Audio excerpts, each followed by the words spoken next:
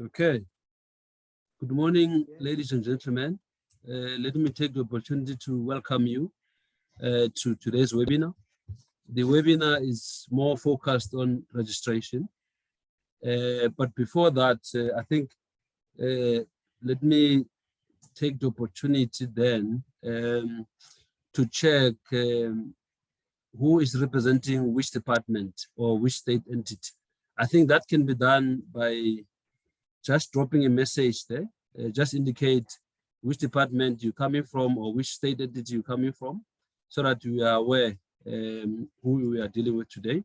Let me allow the panel then to introduce themselves before we can kick off.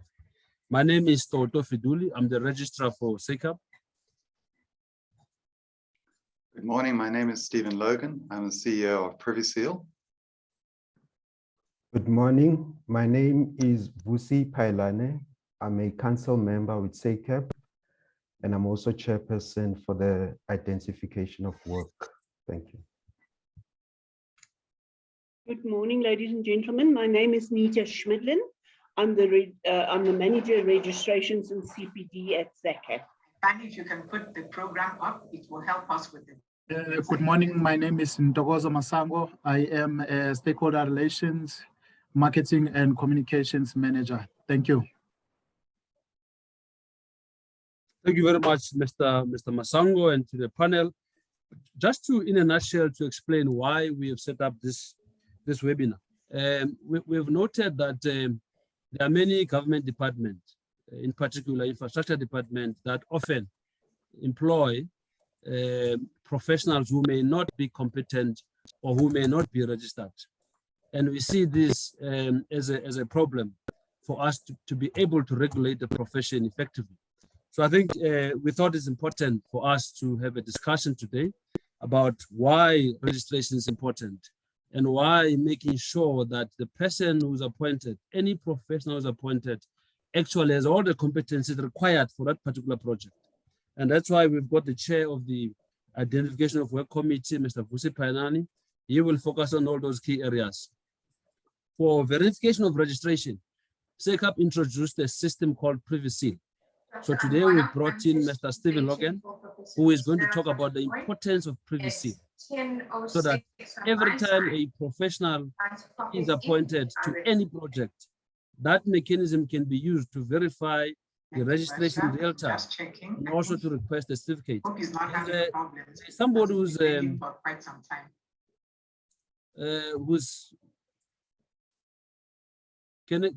can we mute all of us, please? Yes, and then Nita then will deal with the issue of how to verify registration with SECAP. So those are the key things that we want to deal with today. Without further ado, then I'm going to then call upon Mr. Stephen Logan to come and talk about the Privy Seal and how to verify your registration using that seal. Thank you very much.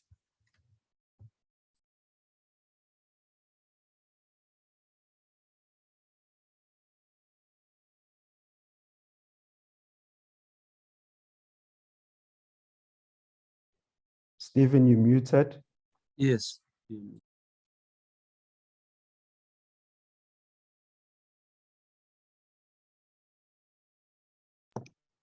Good morning, everybody. Can you hear me? Yes, we can hear you. Can you see the presentation? Yes, correct, Stephen. Okay, so thank you very much for having me here this morning. Privy Seal is a means to make qualifications and licensing visible, and we do that through real-time digital credentials. Those credentials take the form of a small micro-credential, which we'll show you, as well as a linked certificate. So every one of the credentials, whether a full certificate of registration or a micro-credential, has the current date and time on it. And most importantly, it shows the category of registration. So when they are placed on plans, you can see the category of registration. We'll get there in a second. So Privy Seal has many South African clients, the Council for Architectural Profession is one of our most prominent clients, and they use the seal to help identify who is properly registered. The seals are used on plans and other documents, both to prevent fraud, but also to ensure recourse in the event that there's something that goes wrong.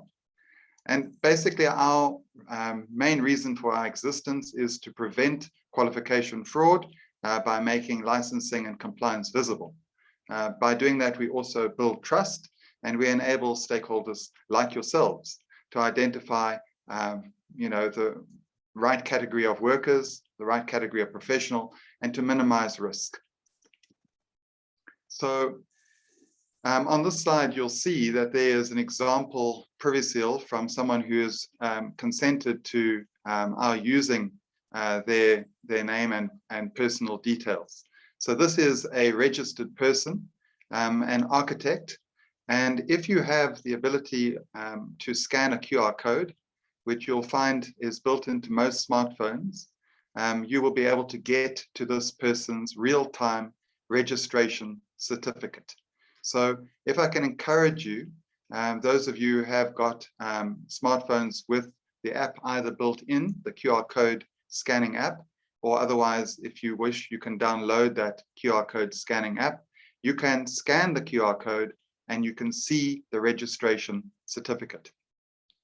Now, what's important is that we want to tie the plan that's being submitted to local authorities, provincial government, or any tender document that's being submitted to real-time verification that the person is properly registered and in good standing with the South African Council for the Architectural Professions.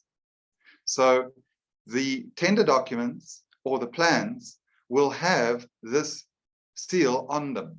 And if they don't have that on, you need to request the real-time certificate or seal so that you can get to the real-time certificate. It's a real-time certificate because we are checking against the database of SACAP in real time to check whether this person is still a genuine and current registered person. So what it means is that your team that are accepting plans or tender documents need to look for a seal from Privy Seal or a real-time digital certificate from Privy Seal and scan the QR code to check that it's still valid, that the certificate is still valid. And then they need to check the category of registration. In this case, as you can see, it's professional architect, and then check that that is appearing in the web browser from privyseal.io, which is the domain name for our service. As I mentioned, we do this for very many different regulatory bodies, social workers, architects, quantity surveyors, landscape architects, and many SACRA recognized professional bodies, as well as CHE accredited institutions. So in this particular case, the seal, the SACAP Privy Seal, is added to plans. It can be added to email footers, websites, and documents. And the whole idea is to drive increased awareness that this person is properly registered and they're compliant. There's nothing wrong with them from a registrations perspective. So the QR code links to the real-time certificate, and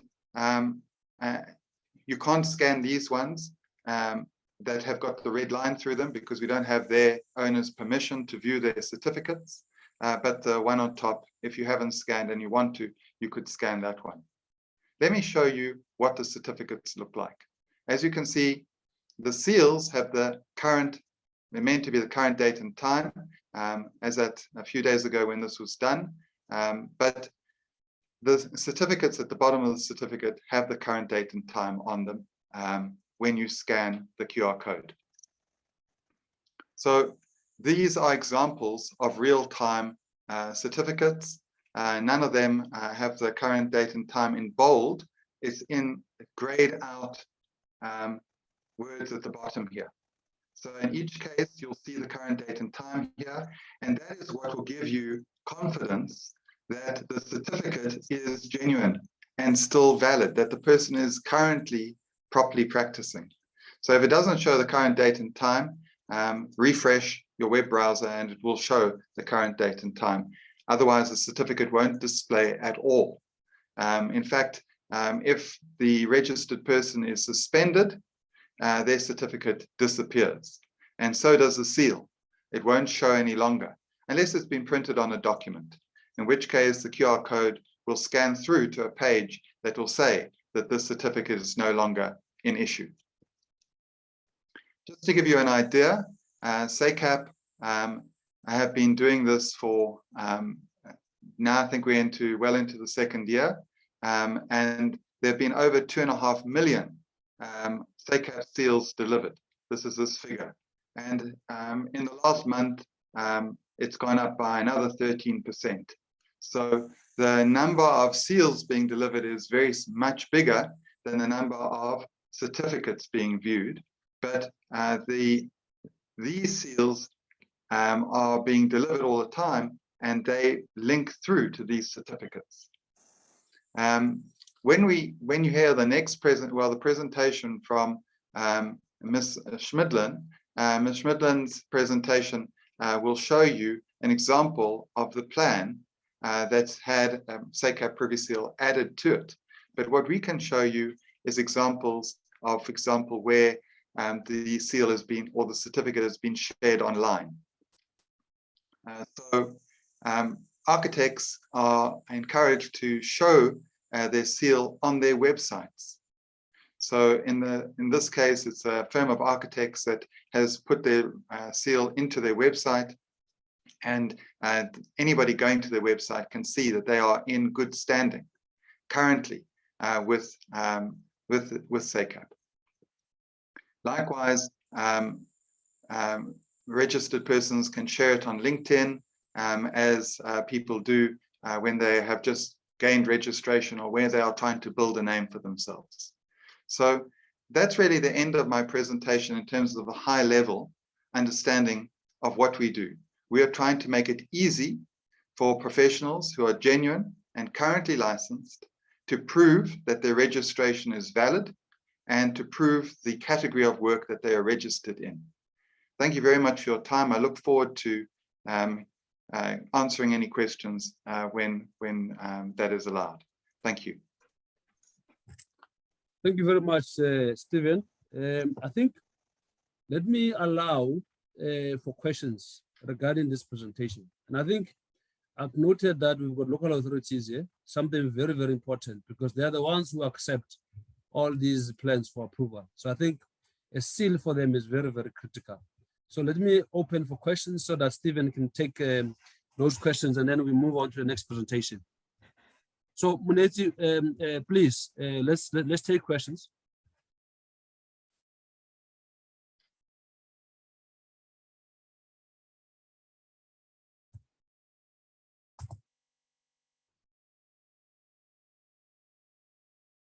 If you have a question, just go to the button there, raise hand, press raise hand, and we will see that your hand is up. And then Moneto will be able to open for you to be able to talk. Okay, I've got two hands now. The first one is Katleho Somo. Katleho, your question, please.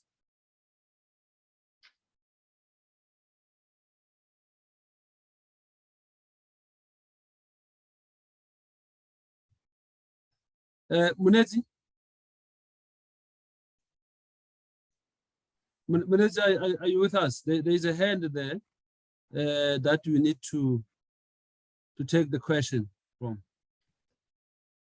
Registrar, perhaps while we're still waiting for Muneti to allow the participants to pose queries, I see on the chat a question from Rowan Shield stating whether is it law to place this on drawings. Stephen, can you discuss that? Sure. So our understanding is that the regulator, being SACAP, has made it a requirement to use the seal, the SACAP seal, on drawings in order to ensure compliance. And so that's a directive from SACAP.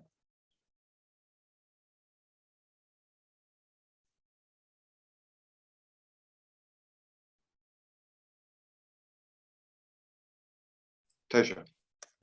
Thank you for that. I think that that's clear. We're still waiting for Monet to open for Katlego Somo to pose a question.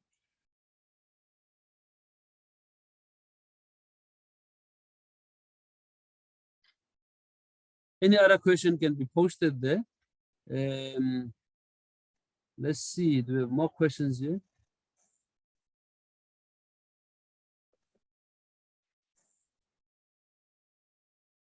Chairperson, I think Yes. Mr. Criswell Basson has been allowed first before Somo, so he can unmute, and then we will then follow with Okay. Please go ahead, Mr. Creswell. Basson. Good morning, gentlemen. Am I audible? Yes, Yes. we can hear you. Thank you. Thank you for the nice presentation, Mr. Logan. Thank you. There's just something that I think that that we need some clarity. I like the question that Rowan has posted in terms of the compulsory or is it law. My question on that, to take it further, is that it is a directive to all professionals to have it on plans. It is not yet promulgated by a way that be part of the building regulations or act as a local authority. I'm coming from a local authority in trying to assist in doing it better and smarter. So the tool technically for us is to verify and to make sure that people submitting is in good standing and are competent in the specific category. However, there is also the question of enforcing. Is it like if a person come on Monday to my office in this provincial or the requirements and is in good standing, is not in his plan, I can refuse? Or should I report him? Because I cannot refuse something that's not in good standing with the Building Act. So how will we deal with those who are submitting without it being on the plan? Because remember, we are working in a statutory world of what must be complied with. And since it's not part of the Building Act, can I refuse the plan or should I report him to you guys? I'm talking about to SACAP in per se. Yeah. That's the first. Okay. Secondary, that you get people, or nowadays you get blackouts or out teachers with electricity and phones. How will we deal if you are not smart to do the verification? Will I accept that in good faith? I pose that as an open-minded question. Thirdly, I would also like to know that how will the provincial prevent professionals using other professionals' name in submitting plans and it's on the plan? How will we get that locked? Because you do get people, candidates, working with architects using the provincial for argument's sake. How will the provincial eradicate that misjunction or disjunction in terms of looking into the authenticity of the submission? So this for now, I think just from the presentation, these three that I'm thinking of just to do, because that's our core problem nowadays. Core is illegal submissions under other people's name. Okay. Two, not all have the functions. Lastly, the tool towards imposing the submissions if it's not regulated by the Act, but is by a board rule applicable. I submit, Chair. Right, Stephen, the floor is yours. If I could say that each of those are very good questions, but there's an answer for them. So the first is that it's obviously quite clear that you need to check that the person has the requisite competence. So the Privy Seal and the digital real-time certificate are a means to do that. So while there is electricity, while you have the capability to check, this is a tool that SACAP has made available for you to be able to do that in a reliable way. In other words, this is not to diminish from your responsibility to check. It is just making your responsibility to check easier. It doesn't obligate you to check in this way. There are other ways you can check. Doubtless, you can phone SACAP each time. With regards to the efficacy of it, it's a very good way to be able to check. That's the first thing. There may be an opportunity to amend the building regulations and make it a requirement in time, but that's not necessary. The necessity is that you check, and you can use the Privy Seal and certificate to do so. So that's your point number one. Number two, in terms of availability, in terms of being able to get to the certificate, we have a 99.9%, in fact, 100% uptime. And so if you have a cell phone or any capability to access the internet, you should be able to check. And so we haven't ever had a situation where people aren't able to check. At the worst case, you can ask them to print their certificate and bring it into the office. And assuming that it's within a day of them doing that, or within a very short space of time, you'll probably be entitled to act on that. But ideally, if you've got a cell phone or some other ability to access the internet, then you should be able to check very much 99.99% of the time. So I think that that's, without wanting to be difficult, I just think it's an unlikely scenario that you won't be able to check. Whether it's printed the day before or checked an hour or two later when your electricity is back, it's quite feasible to check. And then thirdly, in terms of how do you identify that the person who is submitting the plan is the person who is on the registered?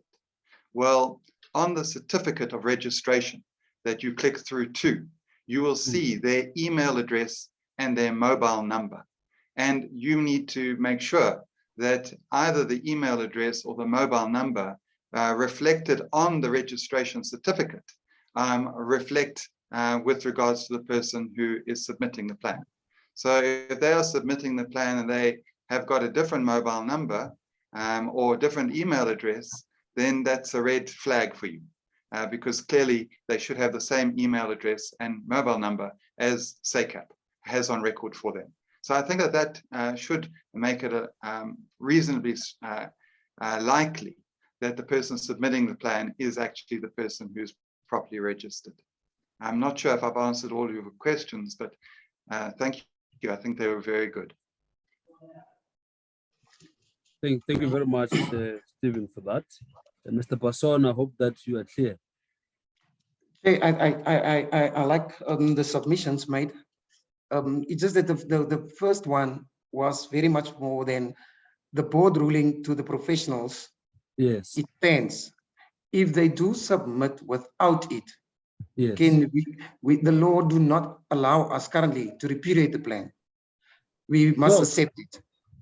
No, we accept that. We definitely accept that. But remember, he says that there are different mechanisms to be able to. Yes, I understand the chair. It's a tool. So if you are able to use other mechanisms, then let's follow those mechanisms. But I think from our side, I take your point. From our side, we may need to make a rule from our side to say that professionals, when they submit applications, those applications must have a seal. And then it becomes easy for the municipality from their side, because it is a rule for the entire profession in South Africa, and they must comply with it. So it's something that can be considered by the committees of SACAP, and then from there we can come back to you, Mr. Passon, on that. Thank you, Chair. I'm covered. All right. Thank you very much. Pleasure. All right. Any other questions for Stephen? I'm going to take two more questions before we move on. Raised hand. Let me see here. Are there any hand raised? I don't see any hand. Good morning, Switch everyone. my camera on. Oh yeah, Katlefo. Yeah. Yes. So my question is regarding to professionals who still operate using hand drawings. Okay. So my mentor, for example, is a draftsman. He's been so for I think over 10 years now, and he draws with a hand. And how do we help him in terms of attaching a privy seal to his plans? Because the fact that he draws with his hand already tells you that he does not know how to download the privy seal, for one. So, and the timestamp tells me that you need to download the privy seal every time you are about to submit. So, yes, how do you assist with that? Thank you. Right, Stephen? So it's relatively straightforward. You see, there's no, I think it's important to explain, there's no hard and fast rule here. It's as we've explained before, this is a tool to help him. So he can simply print out his certificate of registration and submit it with the plan. Yes. He doesn't have to put the seal on the plan. If he's drawing it by hand, we completely understand that it's very difficult to do that. I mean, he'd have to print it and then he'd have to stick it on with some glue. That sounds a bit ridiculous. So I think that just understand that they are, you know, the local authorities need to be able to check that the person submitting the plan is properly registered and that they are competent to do the work. So whether it's a seal on the plan, which is easy if you've got the AutoCAD or other, you know, digital capability, but likewise you can just submit the registration certificate, and then the person who gets the plan with the registration certificate can scan the QR code on the certificate to see that it's still valid and genuine. All right. Thank you very much. So Katlego, I think you take the point that there are many ways a person can be able to demonstrate that they are registered. So such person can simply go to his or her profile and simply print the real-time certificate and submit with the application. Thank you very much for that. Nita, I'm going to come back to you. Let me take Anthony. Anthony, please come through.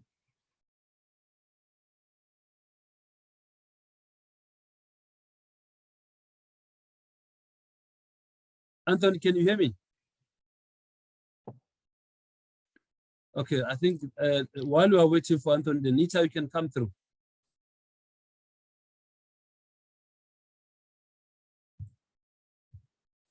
You are Sorry, mute. I was on mute. Okay. Yes, I didn't want to overstep on Mr. Logan's territory.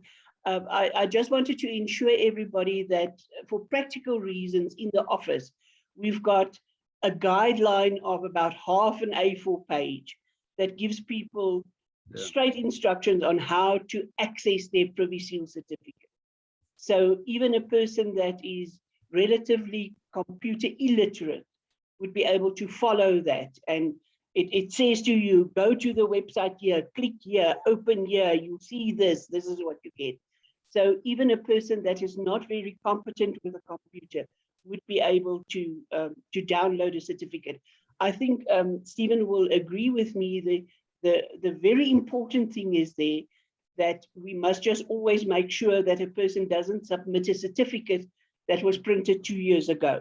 So it must be a relatively newly printed certificate. So the date on it must be a relative recent date. Thank you. Thank you very much, Nita. I'm taking the last two hands. Anthony, I don't know, are you able to talk? All right. Rudolph, let me take your hand. Yes, thank you, Mr. Chair. We must understand that the building control officers who sit at the local authority level are law enforcement officers. There is no prescript in our Act that allows us to check qualifications. You talk about due diligence. The due diligence is practically a gentleman's agreement. If any of the local authorities are taken to task or taken to court, the local authority will be found guilty of misconduct. So the Privy Seal is a wonderful process. It's a lovely mechanism that we can build on. In fact, I see potential in the Privy Seal of adding CPD and also further qualifications which in the long term could even mean that if you have a Privy Seal that proves that you are competently qualified to do plans examination and certification of building work, that we can implement private certification, which then bridges the local authority giving approval for building plans and opening up the door for privately controlled approvals taking place. So those are the mechanisms that I see available. But if we don't have legislative mandate, we are talking in circles. The gentleman's agreement between the National Building Regulations and the SACAP legislation cannot be enforced by legislation. And that's the challenge that we sit with. Advocate, we need an enforcement mechanism within the National Building Regulation, which will allow us to assist you. But without that, we are not able to do so. I thank you, sir. Well, I think, Stephen, before you come in there, let me come in there, Rudolph, and say that I think what we must appreciate is that you know, our constitution, the way it's been crafted, you see that as much as we don't have a federal state, but you've got your national, your provincial, and your local authorities, and also there's many other state entities that are also, you know, working together to be able to regulate the South Africa in general. So we are all interdependent, and all of us have got different roles allocated by the Constitution. Now, SACAP has been allocated the authority to regulate the profession by the Constitution, by the way. And you, as the local authority, you have that authority which is in the Constitution, that your sphere of governance is the local space. And as much as you make your own regulations, SACAP also makes regulations. And we must be able to find each other. When SACAP makes regulations, you must be able to assist us to make sure those regulations are enforced. But even also from your side, when you make regulations, we are there to make sure that our professionals, they comply. So it's all teamwork. I don't see a need for us to amend the NBR just for this particular purpose. But I see a need for all state entities working together to regulate South Africa, to make it a better place. And that should be the approach that we should all adopt going forward, to work as a team. Because all of us, we are here to make sure that we've got a safe built environment with quality buildings. That's why we're here. Local authorities are there as an enforcement, you know, side. Also, we're here to make sure that there are professionals who are competent to design buildings that must be approved by your side. So I think let's work together to regulate the built environment and ensure that only those who are competent are able to do the work as required by the law. But let me give it to you, Stephen. Sorry, Mr. Chair, I need your answer there on that one. I 100% agree with you. But a law is only affected if it is in writing. We don't have any written law, not at national government, not at provincial government, not at local government. So if you want to pass the buck down to local authority, then it means that each and every local authority must create a bylaw that allows for this intervention. My suggestion would be is that SACAP approach as the inter-ministerial task team, the Minister of Trade and Industry and Competition, and highlight this matter and say it is critical for your operations for this section to be included in the National Building Regulation so that we can then put it in writing and have it as legislation. Okay. But without that, we all want to support. We want to go the same direction. Yeah. But as law enforcers, our hands are tied. I thank you, sir. All right, thank you. Stephen, any comment before we move on? Sure. Look, it's a very important discussion, and the key thing that I've found in legal practice is that you will very seldom have a court find against you when you're acting in a reasonable way. So from the perspective of a court, I mean, I'm a practicing, well, non-practicing now, apologies, attorney and solicitor. So I can speak of my experience from a litigation perspective. I just don't think it's likely that a court would hold against a local authority for actually exercising what you call due diligence. So I do agree with you. I think that it's appropriate to aim for clear regulation and authority, because as you may have come across yourselves, you do have sticklers who say, oh, you know, it can only be done if it's in the law. I remember a magistrate, I don't know if any of you guys are lawyers, but the magistrate I used to go before, he used to say to me, Mr. Logan, I am a creature of statute, and I cannot do what you ask because it's not in the Magistrates Court Act or the rules. And very frequently we would say, but Your Worship, actually it's you have got the discretion, and it falls within your discretion. So I just think that what you've suggested is appropriate. It should ideally be in regulations, but you run very little risk when you act in a reasonable way like this to validate a person's competence. But thank you. Thank you very much. Let me then give to Nita to take us to the next presentation.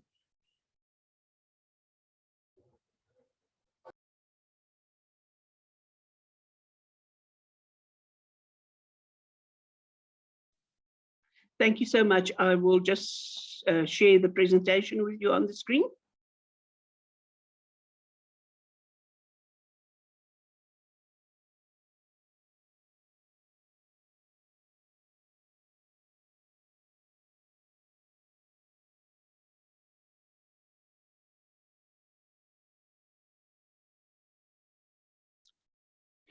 So the aim of my presentation would be just to show you, I want to show some examples of what we used in the past, and then also make sure that we know what is displayed on a privy seal, or more particularly on the certificate, and what you can see then when you scan the privy seal, and then how it can be implemented. So I started off by showing, and I really tried to get a very old copy of a certificate, what we used around about 2006 and 2007, that predated this John Smith certificate. I was unable to find one. I just couldn't find one that far back. This certificate that was issued to John Smith, which is a fictional character, was a hard copy certificate that we would issue. We would have to insert the names and the registration details, which is very difficult to see on a small copy.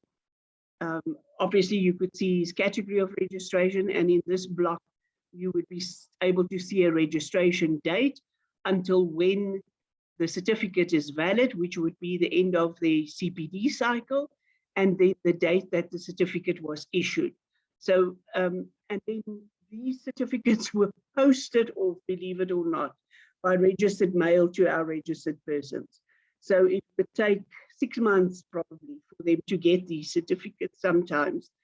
And you can see the problems that could arise from that. When we then implemented the online database, which we are currently still using, we then had a digital certificate, which is on the other side here, the more colorful one. But again, that was limited. It shows you it's a registration certificate, the person's name and his category of registration. Again, it shows us the registration date and number, the valid until date, that is what we just call it in practice. So that is the end of the CPD cycle, and the date that it was issued. What we did here, and we inserted then a paragraph that said that this certificate is only valid if the registered person is in good standing, and then the certificate had a reference number. Yeah, that's only valid if the person is in good standing, I suppose, could have been interpreted the way that people wanted to interpret it, but it was just a way of safeguarding SACCUP to people using these certificates fraudulently. So it has always been, certainly from the implementation of this more colorful certificate, it's always been the intention that a certificate should only be available to a person who is in good standing. In other words, They are CPD compliant, and their registration has not been suspended for any reason whatsoever. You can appreciate that it was difficult to monitor this. Once you've issued the certificate, this person could download it. It doesn't say when it was downloaded. It doesn't say the date that, well, it would say the date that it was issued, but there's no indication that 6 months after that date, it was still a valid certificate. That is then when we came, Stephen, I was thinking when you were talking, it was towards the end of 2020 that we implemented the Privy Seal and the Privy Seal certificate. And we have also, and I don't think a lot of people, and that is probably more applicable to practitioners, are aware that we've also got a certificate of good standing that they can download directly from their online profiles. So you can see that the Privy Seal certificate that I've got here on this side looks very similar to what our old certificate looked like. And then obviously the seal itself, like Ms. Logan showed us as well. So the biggest difference here is in my next slide, I'll show you what is indicated here, and we will look at what is here at the bottom of the certificate where the QR code is. So on this certificate now, the Privy Seal certificate, you will again find the name of the registered person and the category in which they are registered. Then you can also verify the registration number, the original date that the person has been registered, and the current date of registration. Let me explain to you what the difference is. A person could have been registered in 2004. This person, which is a fictional person, there's no difference between his dates, but you can have somebody that was registered as a candidate architect in 2004. He went through his candidacy, wrote the exam, passed the exam, was upgraded to a professional, then his current date will differ. Or he might have been, his registration might have been suspended for some reason and he was then re-registered. So that is where the current date will differ from the original date. Then the certificate has got a computer generated serial number, and we then include in there the end of the CPD cycle. That we included, and Stephen will know that we had to change it at some stage on request of our registered persons, because it makes it so much easier for them. There's no speculation about when the end of their CPD cycle is. And here is then what Stephen referred to. There is an email, and obviously some of the characters are blocked out, email address and a mobile number on the certificate as well. Then you get, and I do apologize, it's difficult to display the gray writing on a presentation, but that is what is at the bottom of the certificate. So it will say here in the gray area that SACCUP confirmed that this information was true for digital certification and sharing a Privy Seal as at a certain time on a certain date. So if a person comes to you with a certificate that was issued on the 15th of February 2022, it is more than likely that that is still valid. But if he comes to you with a certificate that was issued on the 15th of September 2020, there might have been changes to that, and that should be then accepted cautiously. Then we've got the QR code here, and I'll show you on the next slide what we get from that. And then we've printed here just a disclaimer at the bottom again that says it's only valid if the registered person has paid up annual fees and has complied with the CPD conditions. Before I move to the next slide, I just want to elaborate from our side as administrators. If a person is not in good standing, they will not have a Privy Seal. What does good standing constitute? That means that the person his registration has not been suspended for whatever reason. In most instances, the registration is suspended for non-payment of their annual fees, but there can be other reasons as well. And then secondly, that the person has complied with the CPD conditions for the renewal of their registration for the next 5-year period. So if you had to renew like Mr. Mike Jones has got to, the end of his cycle is the 1st of January 2024. But if a person had to, the end of their CPD cycle was the 1st of January 2020, and they haven't done so, they just will not have a privy seal. They won't have a certificate and they won't have a privy seal. On the next slide, I just showed you, so we scan this, and I've never done it until this week, where I scanned actually the QR code, and it opened. So I scanned the QR code on the seal, and it opens the certificate. And you can there, as Stephen said, you can immediately see all the details of this registered person, his full names, the category of registration, his registration number, the date here at the bottom when this is relevant, when this is the actual time and date of the certificate, and then the verification of an email address and a telephone number. As Stephen also said, we must be sure that in your browser you will see that that is the ending of the web address, and then it also shows the little lock as normal to show that it is a secure site. The same person that Stephen used as an example gave us permission to use an extract of a plan from their company where they've actually included the privy seal in the plan. So this person doesn't have to attach a copy of a certificate.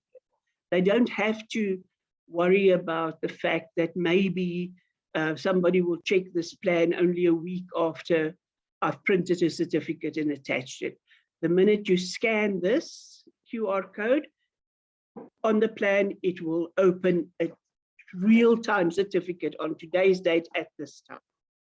And that is how that is implemented. And that is the end of my story. Thank you very much.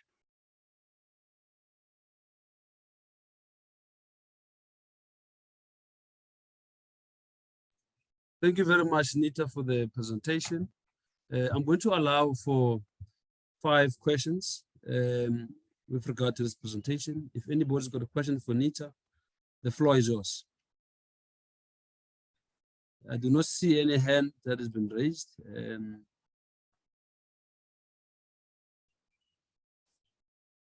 I think while you are waiting for hands, I just saw a very interesting comment coming out directly from the NBR, which suggests that a person submitting a drawing must affix the names and registration number, and that is a requirement that is in the NBR, and obviously a building control officer has to make sure that the plan has those details that are affixed to the plan. So previously simply serve that purpose, but it's an easy way to be able to get those details.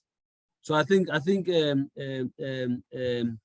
the gentleman from NCRS, I think you've got your answer there. The legislation is very clear that you have to request those details, and Privy Seal gives you those details in an easy way. I hope, Rudolph, you are covered. Ne? There's 2 hands that I'm taking now. Let me go up. Let me take Terrin, and then from there Rudolph, and then Christian.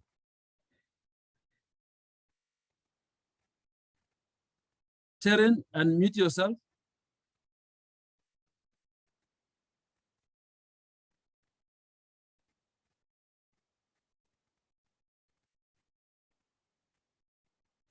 You are still muted. Okay, come. Hi there. Hi, everyone. Thanks for the great presentation.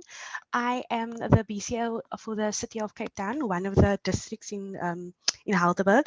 Just regarding, I think this is a great initiative, and just regarding candidates and being linked to mentors, we do have quite a few candidates submitting, and I know this is part of the process to obtain registration, but according to the legislation, only mentors are permitted to submit.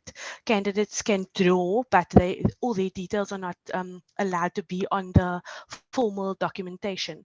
So how do we know that a candidate is actually linked to a specific mentor? And if it's actually valid in terms of the process, and is there another Privy Seal that could assist with this, or is there another mechanism that can actually be utilized? Thank you. Thank you very much. Nita? Sharon, thank you very much. We do not issue Privy Seals or certificates to keep people registered as candidates. And I think you partly answered your own question. The candidate is not allowed to submit a plan under his or her own name and registration number. That is done under the name and registration number and title block of the mentor. So you would not need the details of by the mentor affixing his details and his seal or whatever verification goes with that and his registration number. He takes the responsibility for the work that the candidate has done. So yes. The mentor is the person submitting the plan. The mentor is, if I can say in inverted commas, the author of the plan. He's the person responsible for the plan. So you don't have you don't have a certificate for a candidate specifically for that reason. We unfortunately found in the past, although we've never issued certificates to candidates, when hard copy certificates were issued, we unfortunately uncovered instances where candidates actually forged these certificates. What often happens is they omit the prefix from their registration number that would indicate that they're a candidate to create the impression that they're a professional.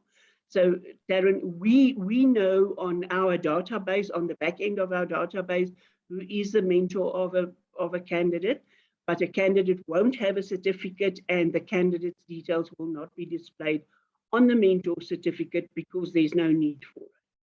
Thank you. All right. Thank you very much. Let me take the next hand. It's Christian. Hi, good day, sir. It's Chris speaking, also from City of Cape Town. Okay. I also work with Taryn. My question is people that's not registered at all, but being signed off by professionals. Yes, they don't put the details on the plan or the Form 1, but when you look deeper, then you can see it's their phone number on the Form 1, their email address there. It's just the name of the registered person that's on the plan. How do we deal with those people?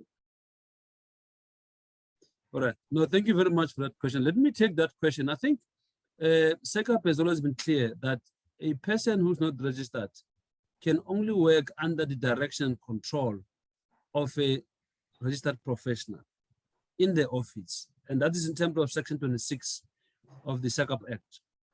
Now, a person who's not registered cannot submit an application and even have the details appear or are fixed in the drawings. That is prohibited.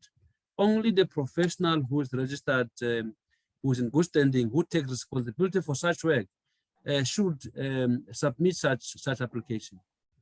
So I think we request all local authorities to make sure that this practice is stopped, because when these people who are not registered finally leave those practices and now they want to work on their own, they start using the details of these mentors now to submit applications at the local authorities, and now they commit fraud. So I think it's important that we prevent that conduct from happening.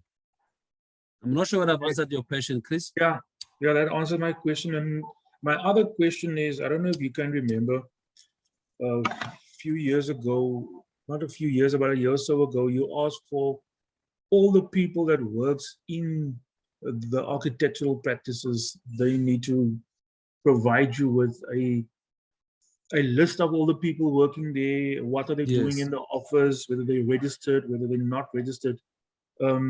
So what happened to those? Because according to my knowledge, you know, you need to appoint somebody in your office that's registered with SECAP.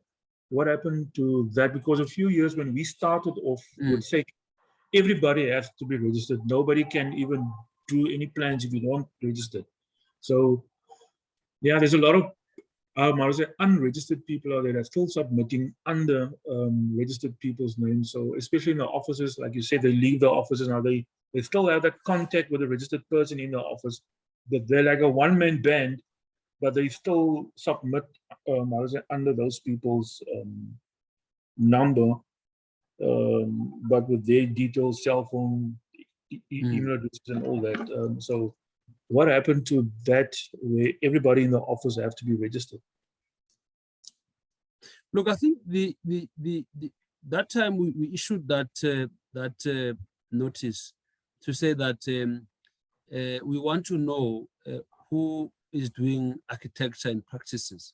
It was to make sure that professionals, they write to SECAP and indicate that if they have somebody who's not registered, they must indicate and get permission from SECAP to do that. That is in terms of the code of conduct, because it provides that if a professional works in association with somebody not registered, they must seek permission from the council.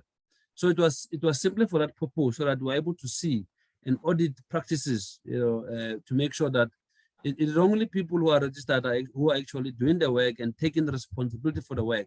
But we have said that that does not prevent a practice from working within the practice, somebody who's not registered, but such must be reported to SECAP. Okay. But when they submit applications to the local authority, it is only those who are registered and in good standing, who must affix their details there as required by the legislation. And if you check even the IWW, I think the chairperson will speak to it now. There is a provision in section 26.4 that says that a person who is not registered can work under the direction and supervision of a registered professional who must take responsibility for such work. So it means that a person who's not registered cannot take responsibility for any work. So if anything goes wrong, SECAP cannot hold that person into account when we get a complaint from a member of the public. So it creates a problem. And that was the reason why we wrote that that notice to the profession. Okay, thank you, sir. I just hope that the professionals know that they take responsibility for this, you know, for these plans. Yes. That they're signing off. Yeah. Yes. Thank you, sir. Thank you, man. Yeah, but also, Chris, we discourage any professional from simply taking a drawing and just sign it, taking responsibility without having worked on the drawings to make sure that they are okay, they comply with the regulations. Because we know that practice is quite prevalent, that a person comes and says, just sign for me, and then it goes through for approval. So that practice is also prohibited. But thank you very much for that. Let me take Rudolph and also Mr. Muloi, followed, and Mashilo as well. Rudolph?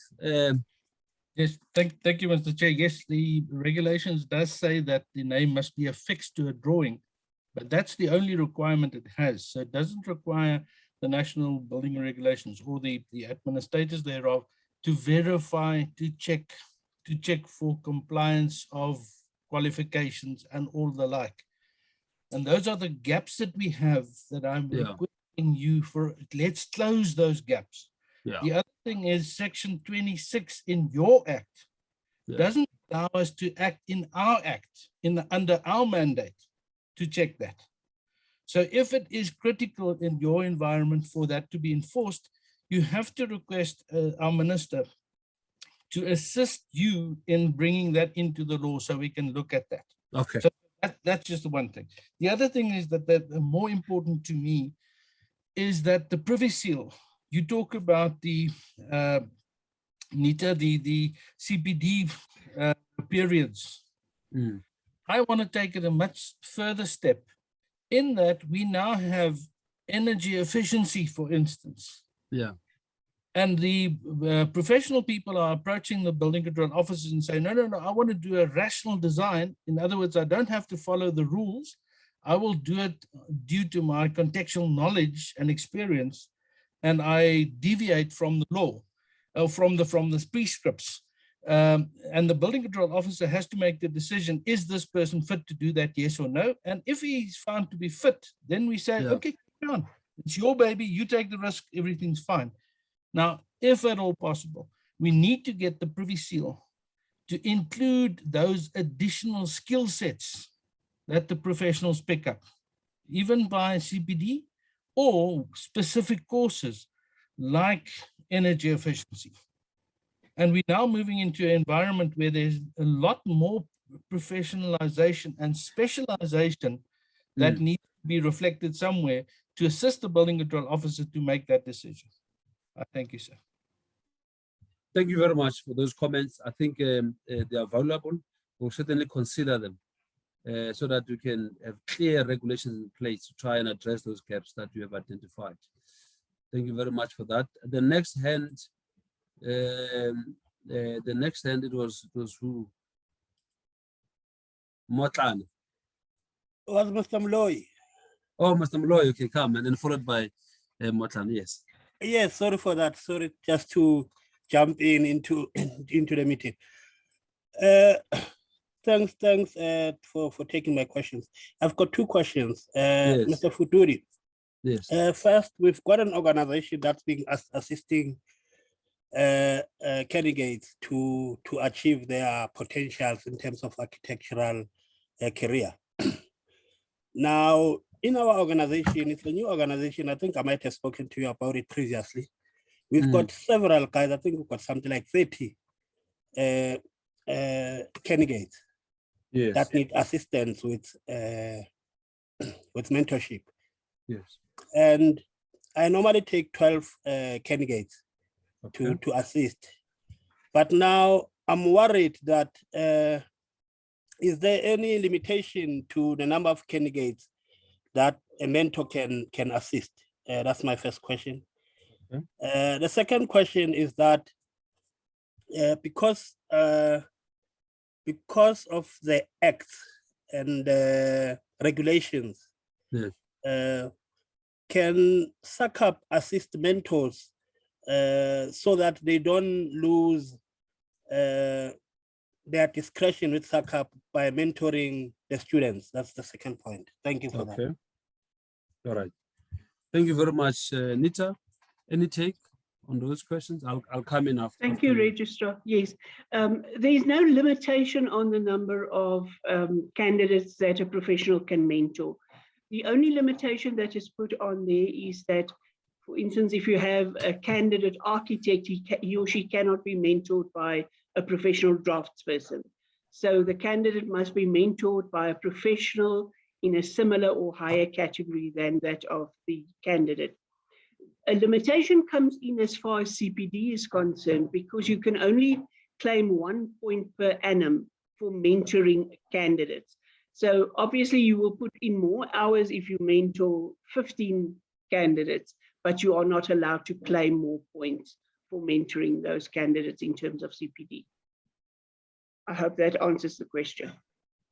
Yes, Right. Rita, there was a follow-up question regarding the regulations and SACAP compliance in terms of a mentor not, at the end losing his credentials due to having done wrong with the mentorship program.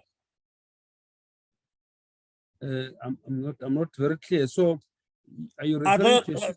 Look, I know we need to comply with Act of yes, correct. Yeah, in the mentorship program. Yes. If a mentor, let's say a mentee, make a mistake, and a mentor is liable for that. Correct. Yeah. What guidance do we have from SACAP that look, mentor, if a mentee made a mistake, as you are liable, this is your punishment? Look, I think to answer your question, remember, mentors are running businesses.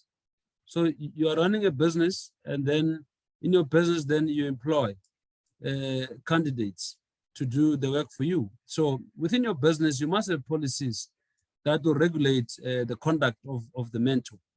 And if there's any issues of incompetency or issues of poor conduct or misconduct within your own organization, you must be able to have policies that can be able to discipline any improper conduct. Because insofar as take-up is concerned, we would receive, for example, a complaint from a member of the public, and then we act on those bases. And if it is a mentor who was responsible for the misconduct in your practice, unfortunately, you as a professional, as a mentor, you are the one who takes responsibility, because a mentee cannot take responsibility. So within your own practice, I think you must be able to have mechanism in place to try and deal with these kind of issues, Mr. Moloi. But I think maybe I must also mention that take-up is trying to put together a mentorship program. We have engaged CETA. We are working on a draft MOU to see that they can fund us, because we want to try and assist those candidates who can't find mentors. And I think it's people like you who should be able to come forward and be able to contribute to the profession by transferring skills to these ones who are coming up. So I hope that your name is there, because I know that recently we issued another notice inviting those interested, to be in the panel of mentors to submit. It's a good initiative, and those who are willing to come forward, please come through. Okay, Thank you very much, Mr. Moloi. Yeah, no, thanks very much. I'm clear now. All right, thank you. The last question before we get to the last presentation then is Motana. Motana, come through, unmute yourself.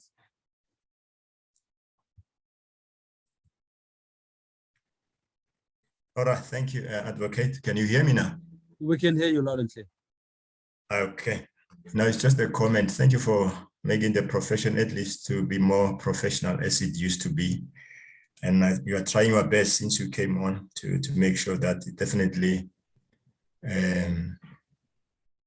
project a good image to the public, because, not everyone really understands what it's all about. But I don't know, in passing, just to ask if there is any effort in terms of from the council to try to just to make our public to be aware of the value of engaging professionals in architecture for their investment purposes, whatever they might be doing. There is not really much happening, like just to make the public to be aware, like an ordinary person in the location, just to say, what value will I get from an architect, to do my work? What value will I get from an architectural profession, let's say at the draftsperson level? Yeah, it's definitely, I was at one stage when I started practicing, we were doing in the SIA, trying to have some budget so that we can go to schools just to make, some students but it was almost like marketing architecture. But the public themselves, definitely most of our people, especially in the Black culture, they don't know what the difference is between a technologist, what the difference is between a draftsperson, what the difference is even to an architect, what value they can get. They don't know much about that. I think there must be much done in that respect as a comment. And the next one is what I have seen is just to say, I'm SACEP registered, many people in the profession of architecture, and to call yourself architectural professional, they always think once you're saying you're an architectural professional, definitely you're an architect. Basically that's what I've seen coming up in many instances. And sometimes it leads to unnecessary, you come to a level of an architect, you want to explain to somebody to say, no, when you're an architectural professional, it doesn't necessarily mean you're a registered professional architect. You might be a technologist, senior technologist, or a draftsperson. And that is still amongst a lot of other categories, I can tell you. I think that myth must be demystified one way or the other. Okay. If the profession have to advance in the right direction, and if it have to give value to every person in the country. Now, number 3 is, I've seen the presentations, and it's a very good one, and it's trying to control sort of fraud and sort of any illegal practices. But I've seen it, in the presentation, what came out is more on the local government building control sections. Yes. And I've seen at the national department level, because they are national, well, they're professionals, let me put it that way. And I believe what I have seen is most of them are registered. You don't have much of a gap in terms of enforcement and in terms of what you are suggesting now. But the problem is at the provincial level. I think provincial level, there is quite a challenge there. I don't know how you are going to enforce what you are presenting now. At the same level as at the local level, local government level and national departmental level. You exert the same enforcement at the provincial level, because I can tell you, I know some of the designs or some of the identified work done by to be done by certain categories of people, and it's not being implemented as such. And in some instances where there is not really a need, let's take an example for a hospital. If you are doing a hospital, definitely it's a complex one. You'll need an architect. You'll need a certain category of competency to do that. Correct. But you'll find that it's not really much of a need to go and submit for approval purposes now at the local municipality. Okay. Only under certain circumstances where there is a fire or other things which are very specified. That's the only time. But otherwise, the categories of registered architectural professionals at the provincial level that need to be reinforced. I don't know how you are going to do it. I can see how even the people, the attendees, people who are attending here, most of them are at the local municipality level. But I can tell you at the provincial level, even now as I'm talking, I don't know how you are going to implement that, so that the relevant competent people can do whatever they've been trained to do it.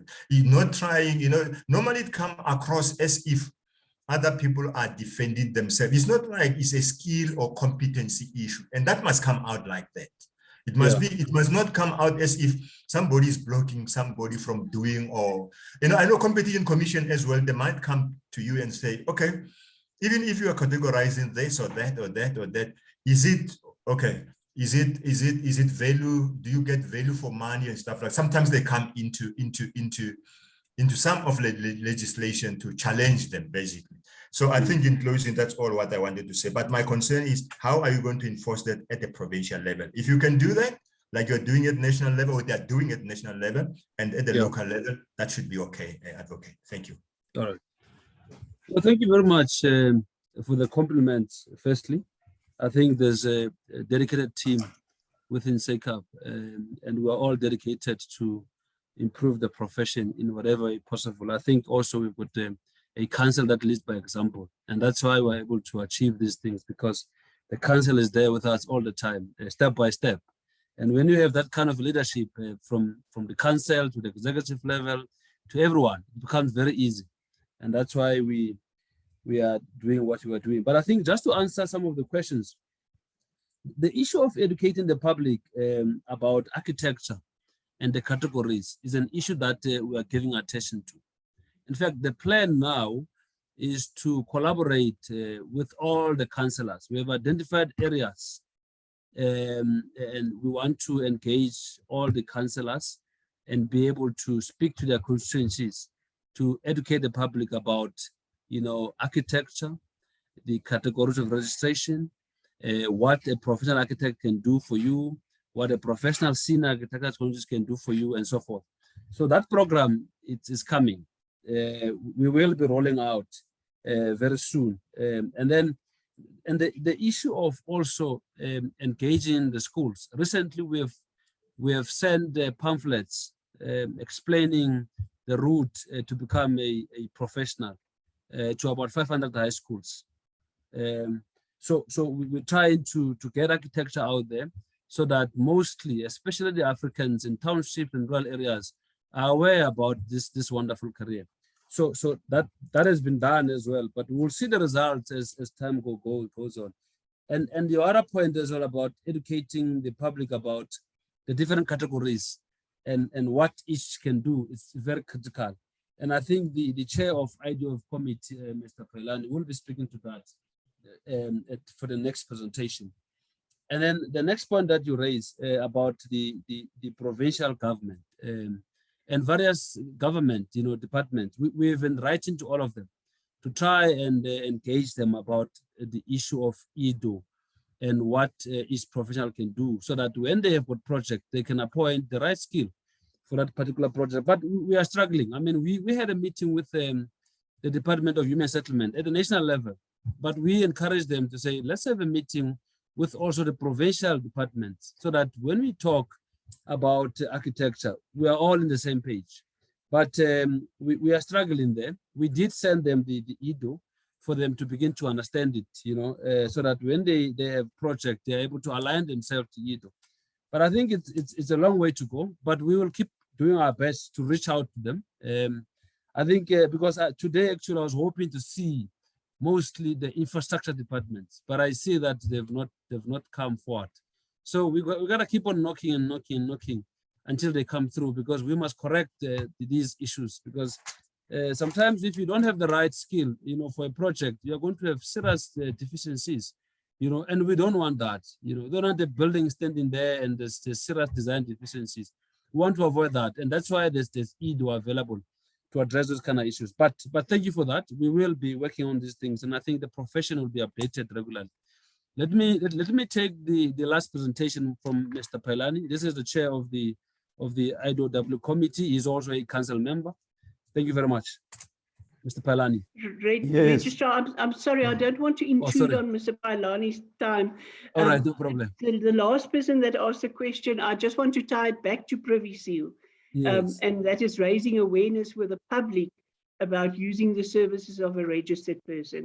If you, as a registered person that is in good standing, do a small thing like including your Privy Seal in your email footer, you will find that the person using somebody else, they might say, okay, I'm looking for a quotation to do whatever job.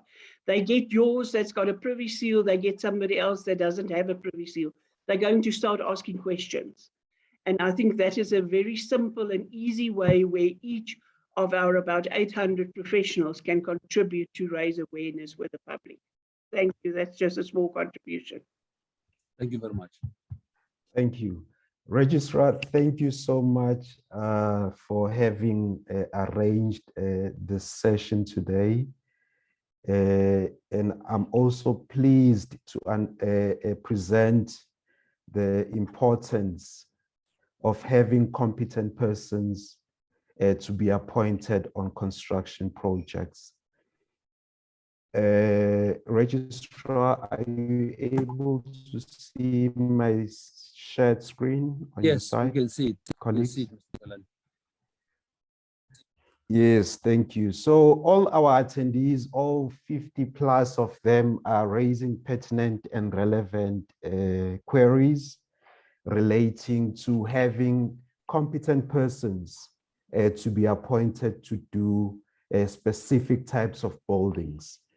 So my presentation, colleagues, today is going to focus on the importance of appointing competent registered professionals for projects.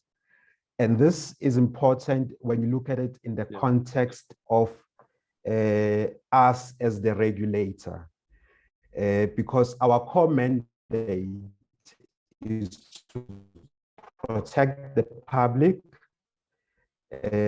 by regulating the architectural profession.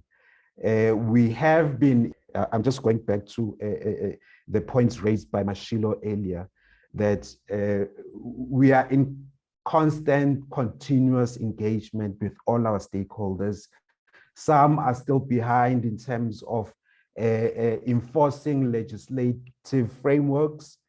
Rudolph did mention a very important aspect that, Previously may not be enforceable, but us as the regulator, it's important to us that we protect the public. It's important that competent people who are skilled to do such work are appointed by the public. So we also hope that local municipalities, building inspectors, plan examiners, in their process of doing work, that due diligence is applied so that only such competent persons would be allowed to do the specific work. So my presentation is going to touch on the following aspects. I'm going to talk to legislative framework of IDEO, the consultations we've had in terms of IDEO, the MOU between SACEP and the Competition Commission South Africa, the subsequent publication of IDEO policy. I'm also going to compare the various educational qualifications, the new and the old, in terms of competency and who is qualified to do specific work. We'll also look at the NQF levels, project complexity presentation. I'll also touch briefly on the RPL mechanisms. Now, our attendees today aren't mostly professionals, registered professionals with SACEP. So I'm going to keep my presentation at high level. The intention really is for you as a plan examiner to see that there has been justification in terms of only allowing certain registered professionals to do certain types of work. All right, so when you look at the legislative framework, we are guided by these legislative frameworks as displayed on your screen. The important one is the CBE Act, the Architectural Professions Act, and the Competitions Commissions Act. So in terms of legislative framework of IDEO, the Constitution, Section 22, grants every citizen the right to choose their trade, occupation, or profession, or such practice of trade, occupation, or profession may be regulated by law. And this is where we come in as SACEP, a regulator who's mandated to protect the public. All right, so again, in terms of legislative framework, Parliament had delegated certain legislative powers to Council to enable us to effectively regulate the profession. Now, IDEO is one of these regulative mechanisms as the delegated legislative powers onto Council by Parliament. So it is a mechanism to really deal with competency within the profession itself. It's an important mechanism because then it looks at protection of the public.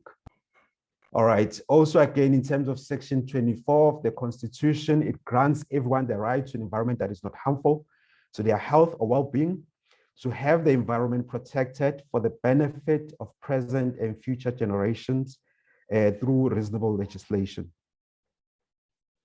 Okay, so when we look at the background of IDEO and where we come from, again, I'm going to be at high level here.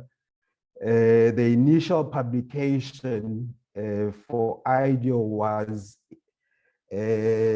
on 7. So if you look at the time, the period since 2009, the profession really hasn't been regulated in terms of IDEO. So in terms of Section 26.2, submissions had been made on the recommendations. They've been made to CBE, regarding the identified work in terms of the CBE Act. Okay, so the Act empowers us to consult extensively with anyone, any person, any industry, or all the voluntary associations within SACEP, and that process has taken place, the consultation process. All right, so in terms of the Act again, after having consulted with CBE, we must submit recommendations to CBE regarding the work identified so that then CBE can then publish the scope of work. So CBE will also, after receipt of these recommendations from the professions, they need to then liaise and consult with the Competition Commission in terms of the Competition Commissions Act. They need to determine policy with regard to the identification of work for the different categories of registered persons. Now, this goes back to the important point that was raised by Mashilo earlier, that we need competent persons. We need to educate the public about competent persons to do only specific types of buildings. And this is where we come in as the regulator. So CBE needs to then consult further with anyone also within the industry and the Competition Commission. So after the process of consultation, CBE will then identify the scope of work for every category of registered person, which indeed has taken place. This is a background in terms of the appointment of the IDEO committee. I'm not going to go into detail on that. The slide on your screen illustrates the number of consultations and engagements with stakeholders that SACEP had taken, and these were in 2018, 2019, and there were also other subsequent consultations with our stakeholders. All right, so further engagements were held and we requested comments from registered professionals on IDEO policy so that it becomes an inclusive policy that talks to the needs of the public, our RPs, and affected stakeholders. So we've also had engagements with the Competition Commission in 2019, and we presented the various mechanisms, and the Competition Commission has acceded to SACEP's IDEO in that it's not restrictive, and it promotes transformation within the industry. Now, the mechanisms that we had presented to the Competition Commission are RPL, special consent. Councillor, and I think your network is a bit unstable there. Special dispensation. I will touch on these. Councillor Pilan, can you hear me? Yeah, I think it's got network problems there. Yes, I can hear you. Can you hear me? Oh, much May I better proceed? now. Okay, let's proceed. Yeah, much better. Okay, proceed. Your network was a bit slow.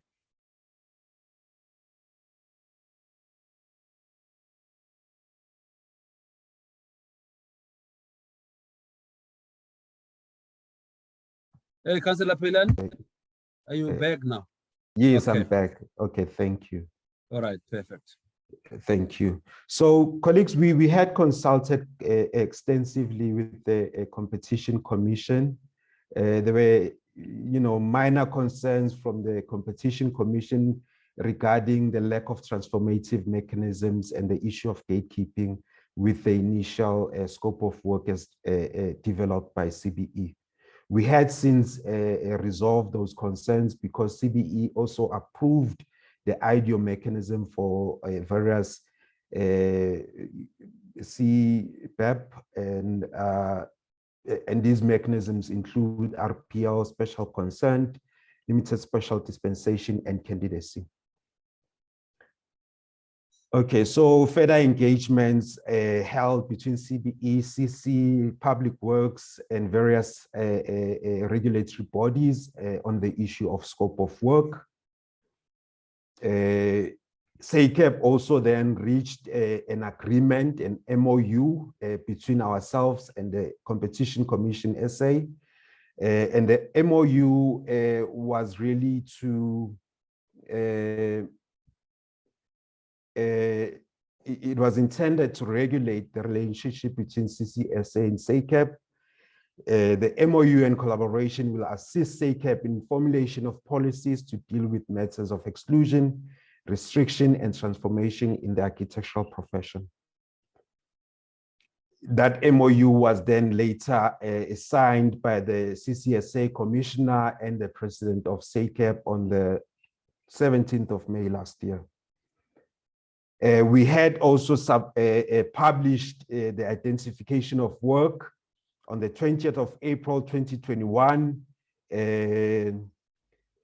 We've also subsequently published the codicil to identification of work. The publication of the codicil was important because we saw that there were gaps with the ideal policy. Certain homeowners association were taking advantage of certain building descriptions and therefore excluding other registered professionals from working within their estates. So then we had to publish the codicil. Okay, so the slide on the screen talks to the various professional categories. This slide is important for the attendees because then it talks to why is it important to appoint only competent persons to do specific types of projects.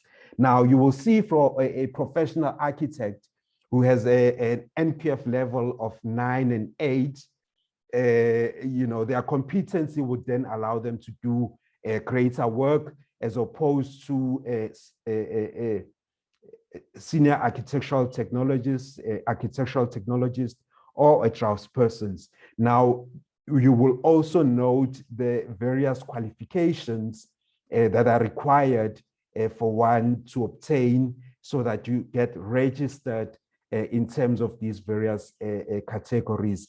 And I think this then will tie in with the presentation from Nita, because then it talks to the categories of registration and the applicable NPF level or qualification one needs to obtain. Okay, so I'm now dealing into project complexity. I'm not talking to architectural professionals. I'm talking to, building examiners and BCOs. So I'm going to be high level, but I want to show that there is justification to have certain categories to only do specific types of work. And our reference, as seen on the screen in red, is the SACEP policy on identification of work, the purple book, and the policy on SACEP relating to competency. Okay, so introduction to the concept of project complexity. When was this complexity determined for each category of professional?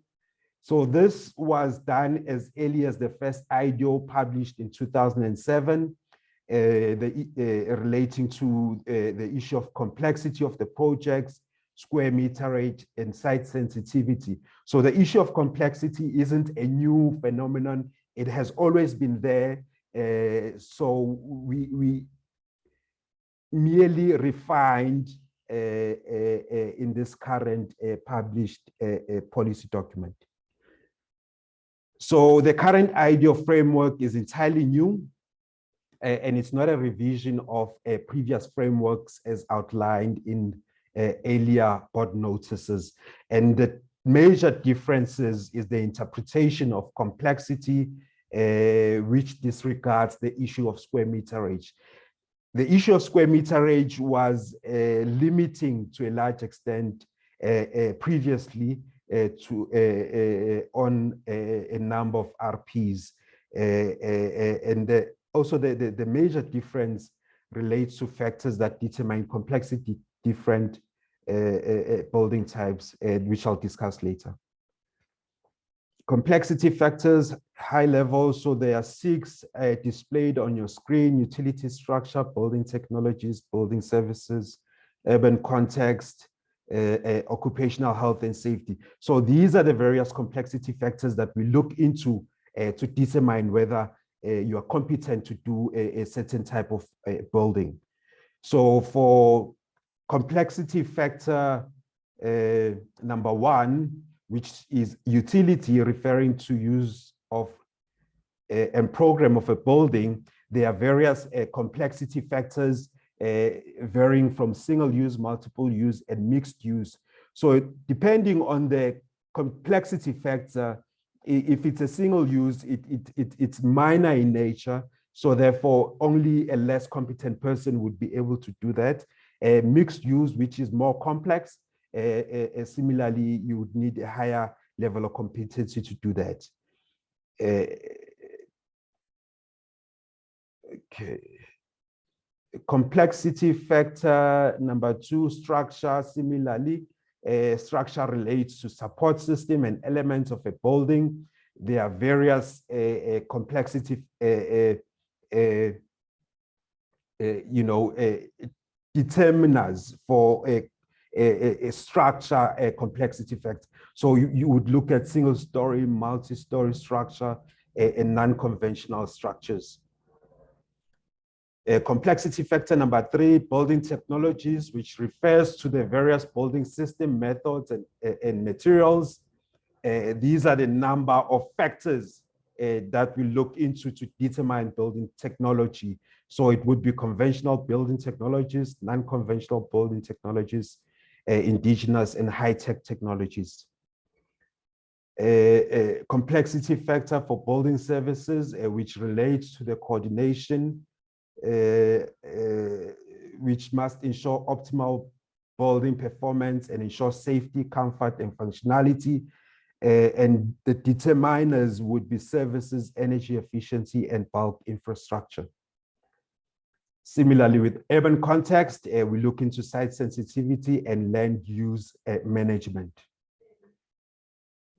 Occupational health and safety, which relates to the design and specification of the building and safety during construction.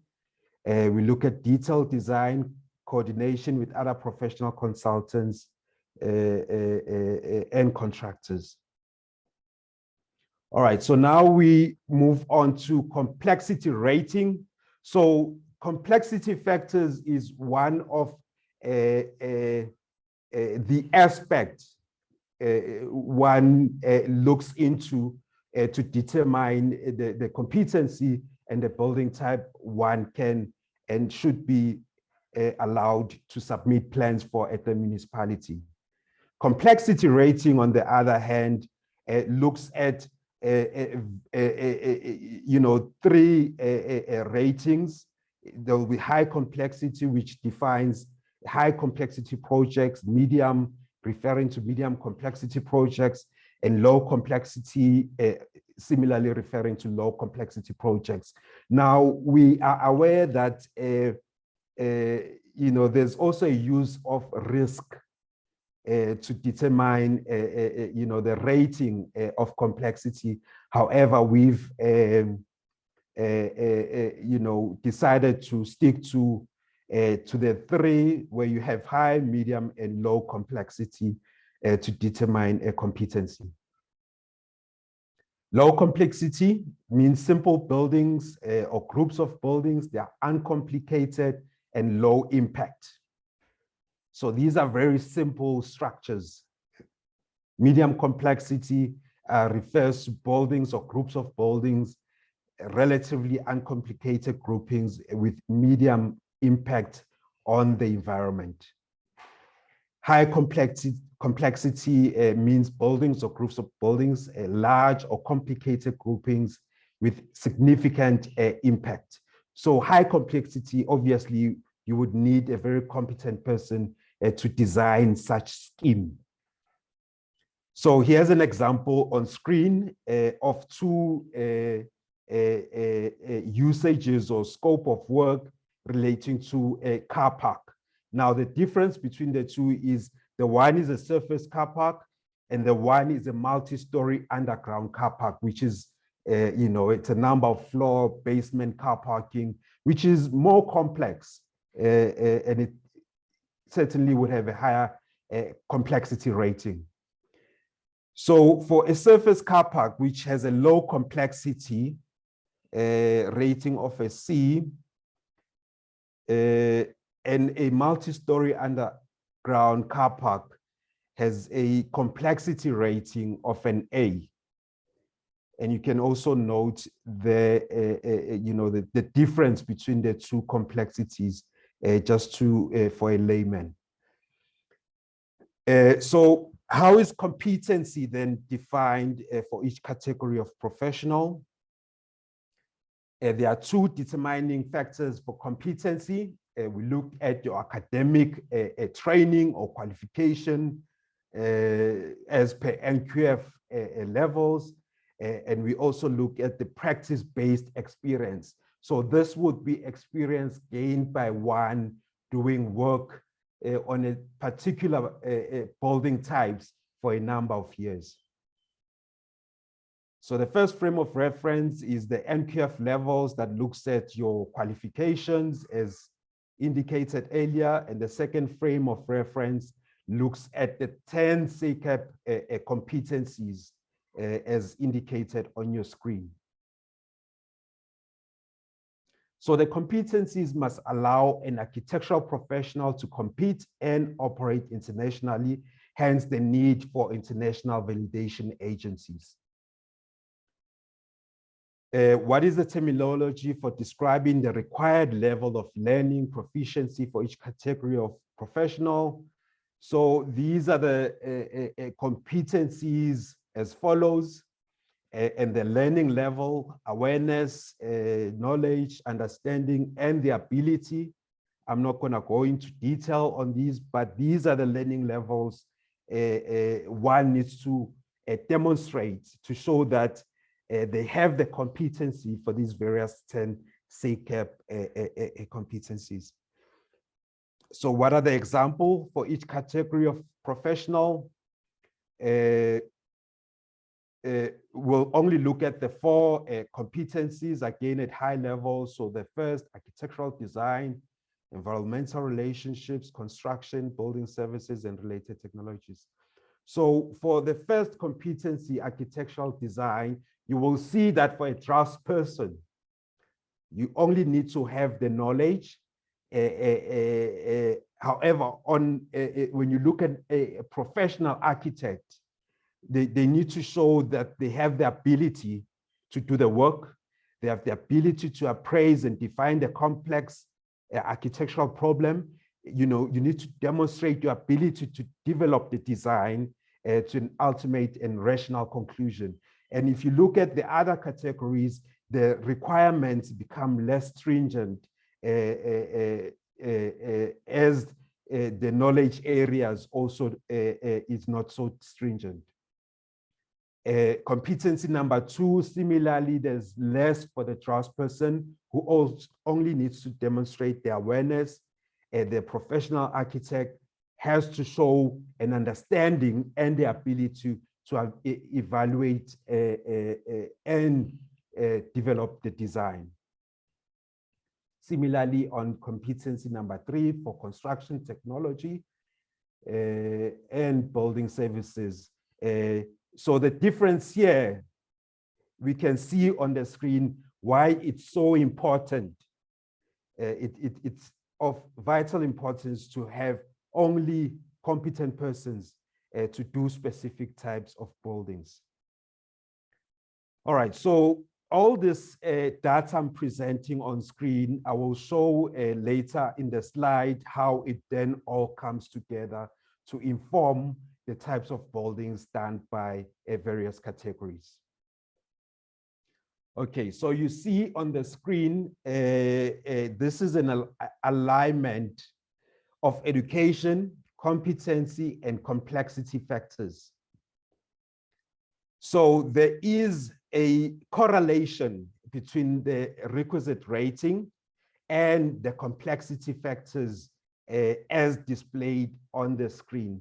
So for an architect, a professional architect, you need a higher complexity rating of an A. However, for a draftsperson, you need a lower complexity rating of a C. And what are the determining factors for this competency? I've indicated it's the academic training and the practice-based experience. Okay. So what are the competencies and skills required to perform architectural work? The relationship of the professional's education, competence, the project complexity factors, and building type as shown in Schedule 1, complexity ratings of building types. So here's the example again of the surface car park and the multi-story underground car park. You have a surface car park with a lower complexity rating of a C, and the commercial underground basement, which has a higher complexity rating of an A. Project complexity and professional competence. A higher level of project complexity will require a corresponding greater level of professional competence. Okay, so here's a scenario again about the car park. You will note, as we've indicated earlier, how the table below illustrates the specific competencies of various professionals based on their expertise as determined by the education, training, and experience. A higher level of building complexity will correspondingly require a greater level of professional competence. And here's the example displayed on screen for a surface car park, which has a low project complexity. It has a low competency required from a professional, and it has, and therefore it can be done by a professional draftsperson. Similarly to an underground multi-story car park that can be done by a senior architectural technologist and an architect. You know, this isn't arbitrarily determined. You know, we're basing this on the qualification, and we are basing it on experience in terms of the 10 CAP competencies.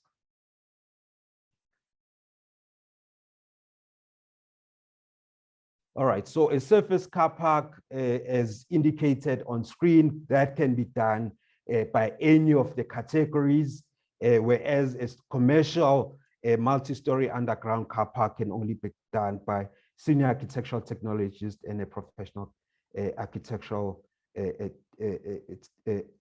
professional architect. So here's a surface car park, which is low complexity. There's no complicated structure, and it's simple road markings, which can really be done by any competent registered categories. Whereas if you look at the image on screen, you have a multi-story structure, you know, which requires some level of expertise from a registered professional. So this can only be done by a senior architectural technologist and a professional architect. Okay, so I know there are concerns with, there seems to be a limitation and exclusion of certain registered professionals from doing other various types of work. But I also indicated earlier that we had an MOU with the Competition Commission, and we've agreed on enabling mechanisms. And these mechanisms, really what they do is they allow our RPs who have been since 2007 practicing, because during that time, there hasn't been a regulating tool such as IDEO. So there has been a number of professionals doing work that falls outside their scope. So really what we are saying is those who have the competency to do such work, we can recognize that through RPL. We also have special consent, and there's also a limited special dispensation. And this screen is important for our audience today, because when our RPs are granted consent, BCOs and plan examiners need to then be aware that this person is allowed to do this specific building type, and will give successful applicants certificates to prove that they've been granted consent to then do those various types of buildings. So there isn't really a exclusion or limitation of trade for those people who have been doing work outside their scope. So really, the slide on the screen would talk to the implementation of these various mechanisms and how each would be assessed to then be granted consent to carry on doing that work. Okay, I've come to the end of my presentation, and I would gladly welcome any questions. Thank you, Advocate. Thank you very much, Councillor Pailani, for that presentation. We're open for questions. I see there's two questions. There's two hands there. Katleho. Hi. Yes. So my question is regarding the work in different categories. So as a draftsman who may have had experience in different categories, if I'm approached by a former client who had experience with me on a job on a certain category, for example, I remember reading that draftsmen would no longer do double-story buildings. It would fall into the professional technology category. If a former client approaches me, am I allowed to take on the project and perhaps approach a technologist who is registered and will oversee the undertaking, even though I will be doing most of the work, without being in his office, because I will already have my own practice? Thank you. Registrar, if I may respond to that one. Thank you, Katleho Somo, for that query. If you are a draftsperson and you are experienced and you have been doing work outside your category of registration, you have a number of means to allow you to carry on doing that work. But firstly, I'd like to clarify that draftspersons are allowed to do double-story buildings within an estate. The issue of the square meterage, we have gone away with that. And we are no longer considering square meterage. We are looking at project complexity and the complexity ratings. So as a draftsperson, Katleho, you have various means available to you. Now we have RPL, which is the overarching mechanisms, and you are recommended to use RPL and upgrade to a professional architectural technologist category. That's the first, preferred, method for you to carry on doing that work. However, if you only have been doing this one building and you wish to carry on doing it, you have an option of limited special dispensation, which is only for a limited period. And limited special dispensation is for yourself, Katleho, as a principal of a practice. We will then allow you to carry on doing that work. So you have LSD, or if you miss the deadline for LSD application, then you will have special consent. However, also special consent is available for people working in a practice. It's for registered professionals who don't own an architectural practice. So that's special consent. But limited special dispensation, it's a viable route that's available for you. I hope that answers your query, Katla. Yes, it does. Thank you. All right. Thank you very much for that question, Katleho. The next one on the line is Mr. Opperman, Rudolph. Thank you very much, Mr. Chair and Councillor. Thank you very much. Very, very good presentation. Very well accepted, and appreciate that you share this with us. Comments, perhaps, for future inclusions, please consider in your identification of work in tables that we need to start looking at risk exposure. That's critical for us going forward in determining what risk which category can engage with when we start talking about buildings. And additional to the identification of work cluster, we need to import additional skill sets whereby the various people specialize in certain categories. For instance, construction regulations, where an architect becomes a specialist in maintaining a site.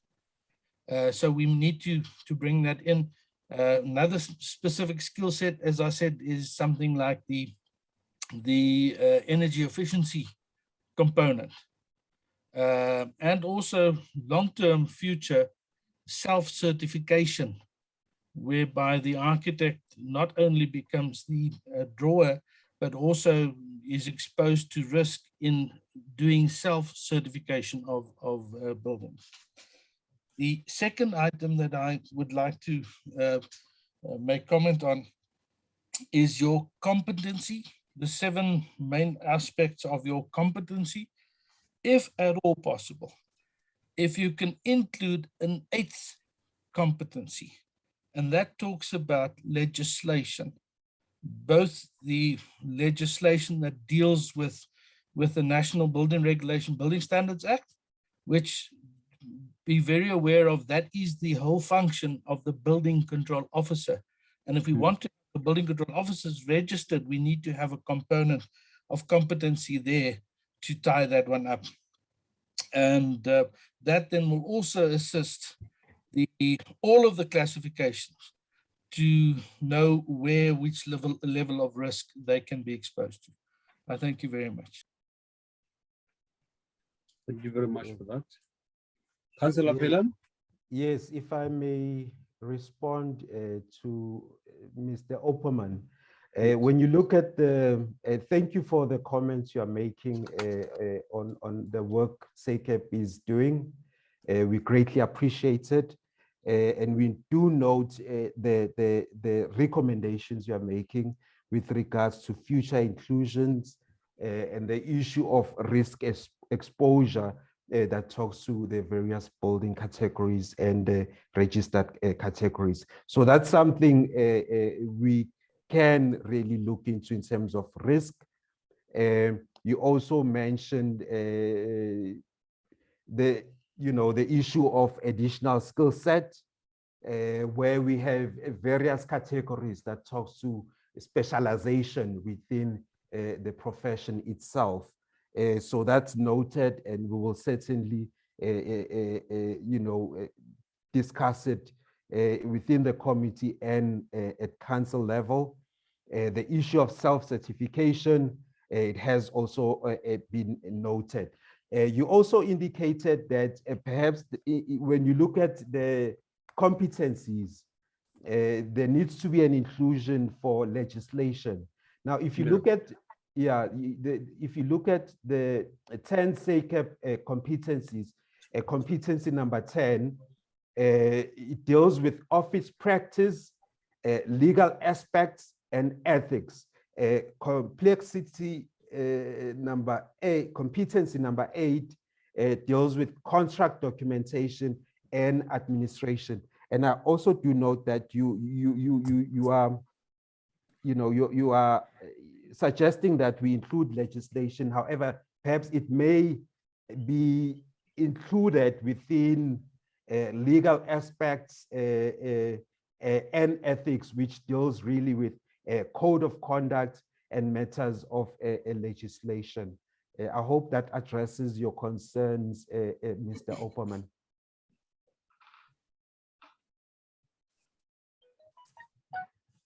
All right. I'm going to take the next hand, which is, it was Tapelo. I think Tapelo's hand was up first, and then followed by Mashilo, and then Cresswell comes after.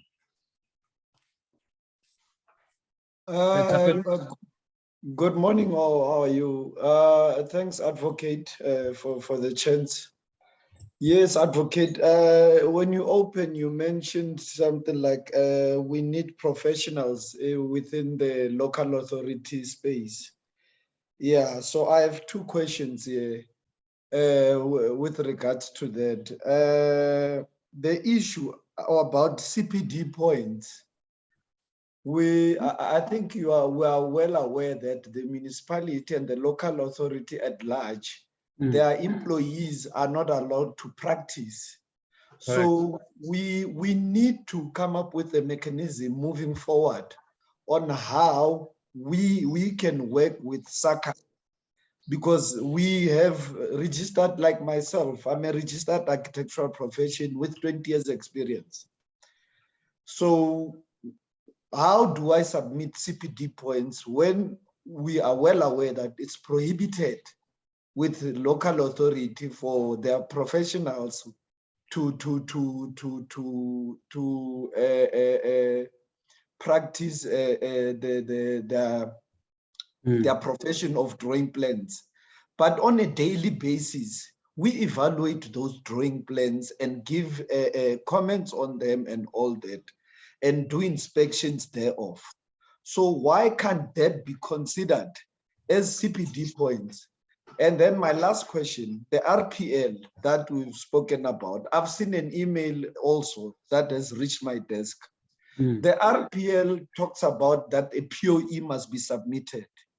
Okay, for instance, someone like me, I have a BTech in architectural technology. I want to move up the level. But now, what POE should I furnish to the council, to SACAP, for me to move up? So yeah, I think that is all from me. Okay.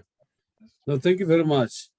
Yeah, I think your first point with regard to CPDs for building control officers, plan examiners, and so forth. I remember we did raise this issue at one of the building control steering committee, and I'm not sure, because the issue I think never moved anywhere.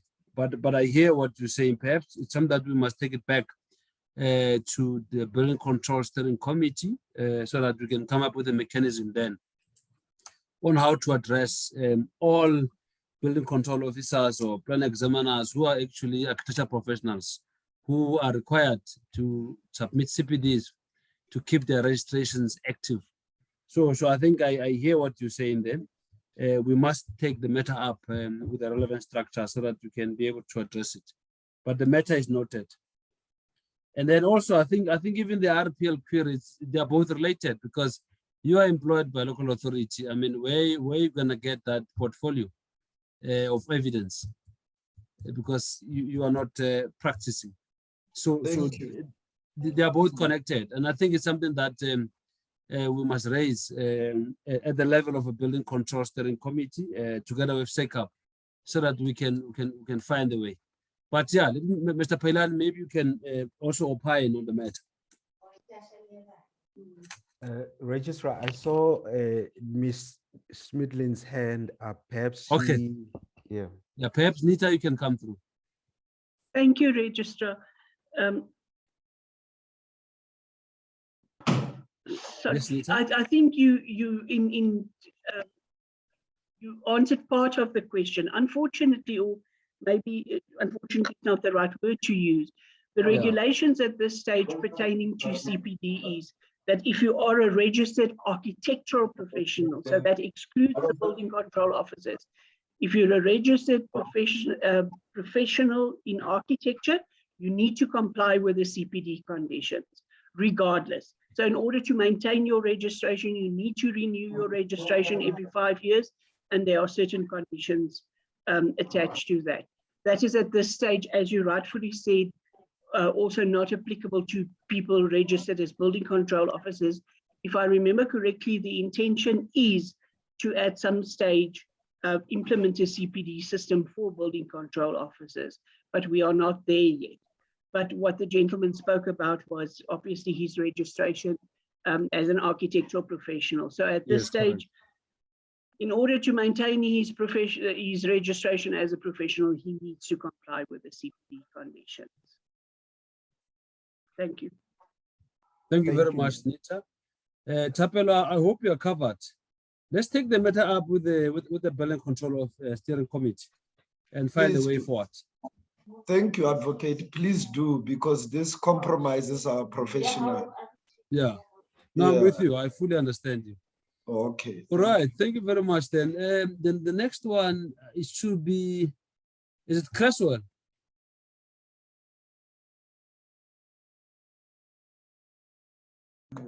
Is it me? Yes, I think go ahead. Then after that, do Mashilo and then Moloi after. Good day. Once again, thank you, Advocate. Colleagues, I think what I think the presentation was well accepted. It's just a few things that for us as enforcers and compliance officers in terms of building regulations, for clarity, it's very important that I just want to ask a few matters. Yeah. If one look at the requirements of Form 1 currently, Advocate, there's a declaration of the owner. And if you look at Form 2, where we talk about competent persons, which is when you appoint the engineer. Form 2, if Form 1 make provision for the architectural professions and the appointment in the contract in terms of the submission. But if one look at Form 2, when we talk about a competent person in contextual, when it takes over, and not the A19, like the current Form 1 is referring to, in the complexity where the local authority in terms of Section 4, accept the competence of the person doing what he's doing, and it goes further, like it would say that the academic, the experience, I think the slide stopped at that one, but furthermore, it also required contextual knowledge.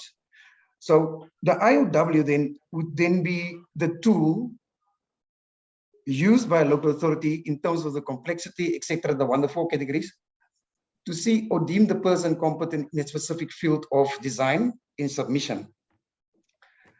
Will the IOW now be against my wall, looking each plan specifically in terms of the IOW in relation to the submission?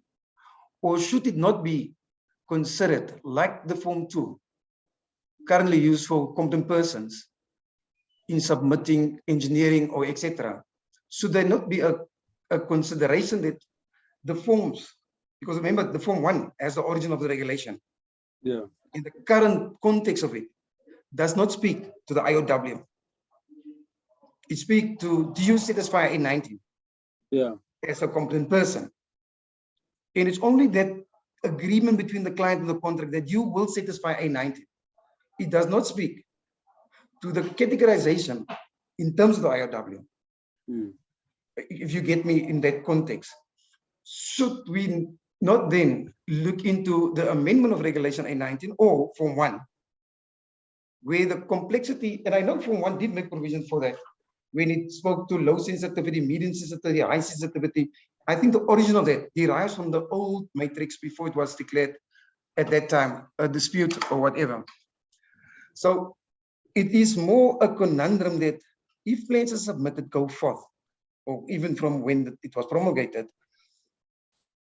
how BCOs, plans examiners, etc., will assess submissions in terms of the IOW.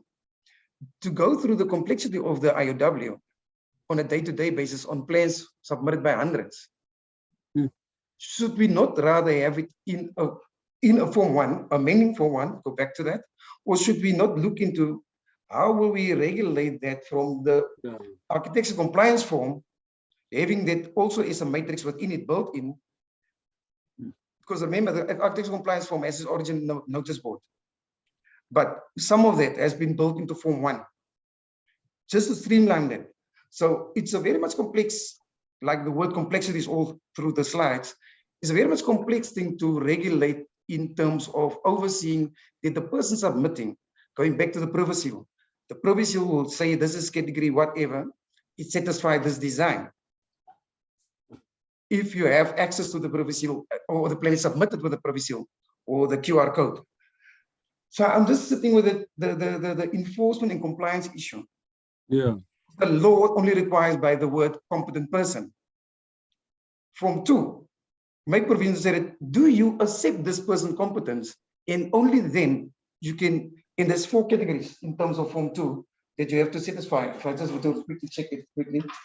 It says that it requires accepted as a approved competent person. Is the incorrect or incomplete information provided by the person? Is in the possession of or required as a personal indemnity? Is he registered to the relevant statutory? Is he adequately qualified? So the IOW then becomes a tool in measuring that. You with me on that one? No, so that same principle should be a built-in principle then in Form 1, where we will then have the IOW as a tool to accept or not accept. Meaning, we have to look back to A19 and see in A19 how we can use A19 in Form 1 to make provision for IOW. I just thought from a control perspective, enforcement perspective, how it will be easier for local authorities to enforce the IOW instead of having the IOW against the wall and looking at it every day and you don't know what you're doing. Again, on yes, I think that was the point I wanted to make on that one. The points raised by the architectural professions and practicing CBDs is noted. We will also take it up with the NB National Building Control Forum.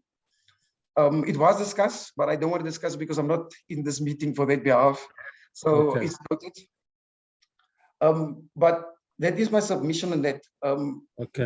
Chairman, I submit. Well, thank you very much. Councillor Pelan? Yes, Registrar, if I may respond to the query posed by Mr. Passon.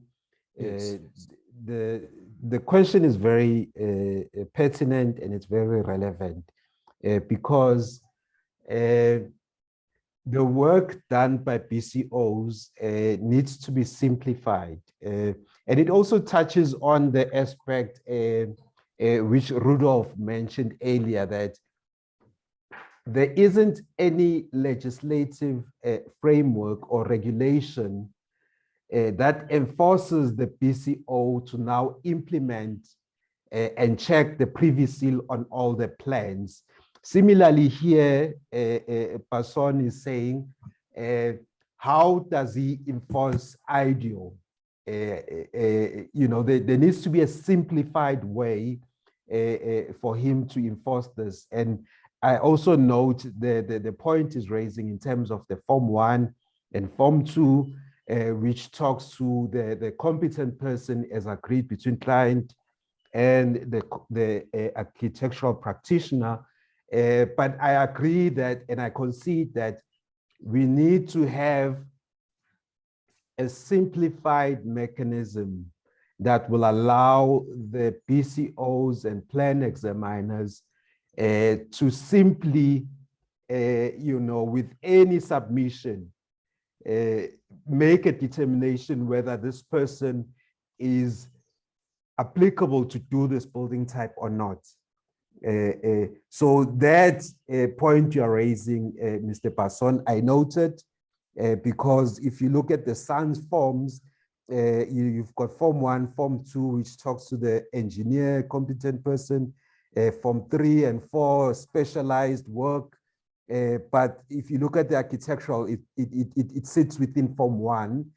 But also we had in the past the architectural compliance certificate, that talks to the various sensitivities on the site. But I agree, there needs to be a simplified way, to easily screen off submitted plans and determine whether, it's in the right basket or not, or it's done by a competent person or not. So that needs to be developed. Similarly with the legislative framework, enforcing previous seal on plans, perhaps that's something we need to discuss going forward.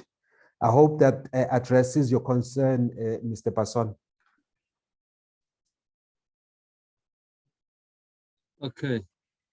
Mr. Passon, we hope that you are satisfied with the answer from Councillor Pailani. We've taken notice of all the suggestions. I think they must all be considered. Let me take Mr. Mashilo, followed by Mr. Malloy.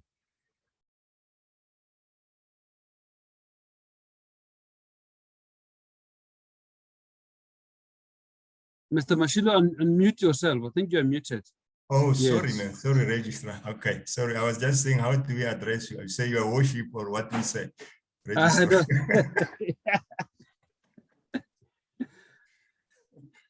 Okay, but that is in joking and passing. Yeah, but really, no, the presentation, the presentation by the councillor was wonderful because it really, I just want to summarize like this. I was just saying, how did this come about that now there is this latest updated identification of work and categorization according to the competencies? But all those questions for me have been answered. So definitely I should say, I should give the flowers when people are still alive, to say it's been really not arbitrarily. I'm very impressed myself with that. It has been very substantial and very rational and very logical and in line with the national qualification framework, and then and correlated comprehensively. Just maybe I must say, keep up the good work. I mean, that definitely, I'm able when maybe I have meetings with other architects to tell them, no, I've learned a lot. Actually, this is not a play area. This is a really professional way of doing things. And this has been in the hands of people who have got interest of our profession at heart. Guys, keep it up. I really mean it from my heart. I desire to find at some stage whereby there could be a link in terms of categorization, complexity, of work, and the risk element to be factors as already mentioned. Yeah. And then even the liability as well to that extent, because people normally to a certain extent in the profession, they just think that you are just doing work for money-making scheme. There is a responsibility behind it. There is a liability, there is exposure to, behind that thing. So that in the marketplace, I think if you take it further, Advocate, Your Highness, it can even, according to categorization, create a niche market for the underwriters of the PI insurances. I can tell you, if you market properly there can be underwriters for those specific categorization as well. So if there can exist a link of the competencies and with the risk exposed by the client to whoever the category they want the person to be engaged with, and the liability as well. And as I say, in the marketplace, it can create a certain niche, of course, of underwriters actually for the insurance people as well. So that's all what I can say. But keep up the good work. I'm very impressed myself. Thank you very much for that. We appreciate the kind words. Mr. Pailani? I'm muted. Yes, thank you so much, Ntate Mashilo, for those kind words. We greatly appreciate, the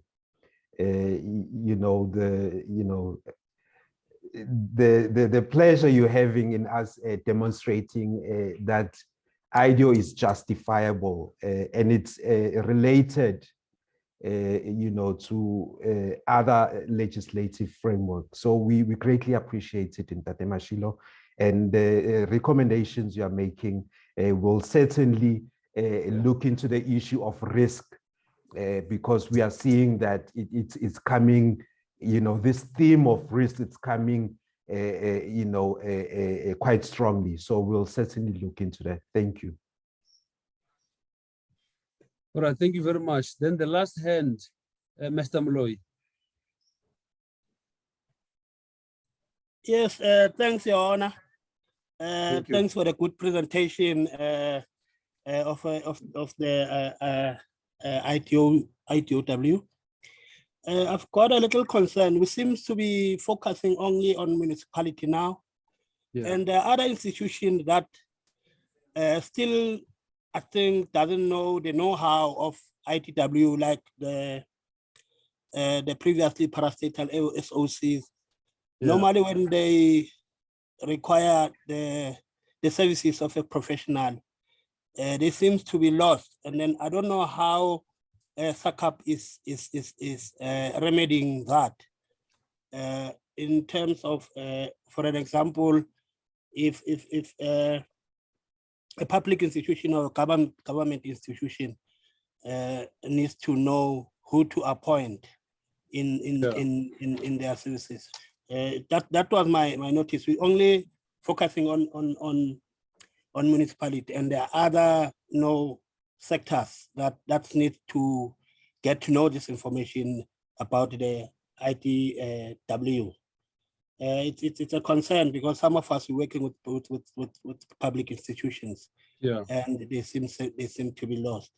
That's one thing. The other thing, which is my concern, the issue of risk taken in a project with regards to occupational health and safety. I think that needs to be included in the IDW. Why I'm saying that, mostly as an architect, is the guys that design a building.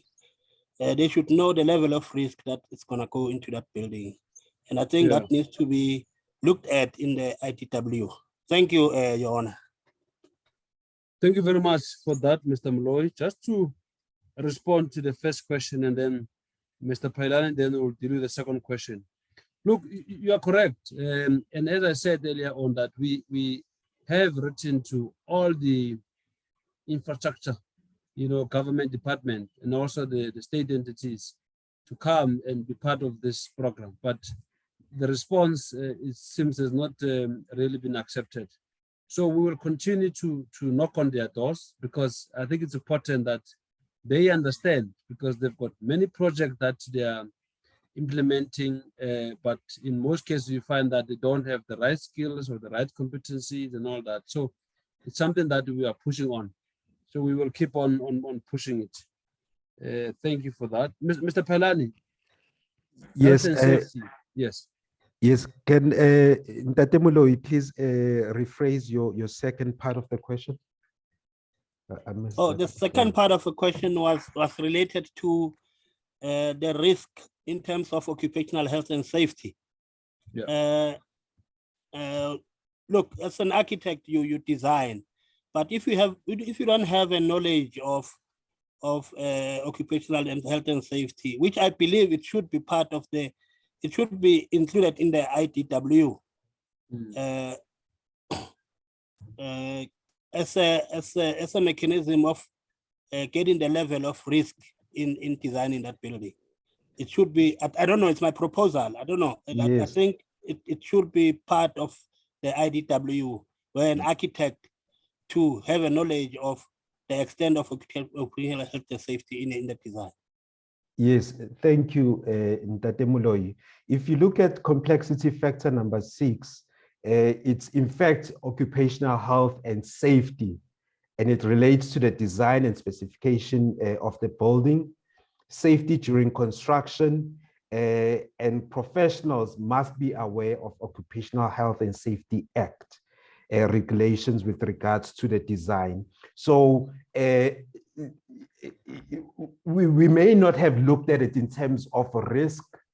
However, we have incorporated the issue of occupational health and safety within one of the complexity factors to determine the competency of the RP and the building type applicable to be done by that RP. So it's something that's taken into cognizance in Tatemuloi. However, again, the issue of risk, it's a prevalent theme that's coming through, and I certainly assure all the attendees that will certainly look into the aspect of risk when IDEO policy comes into review. Thank you. Okay, no, sure, Rafus. All right.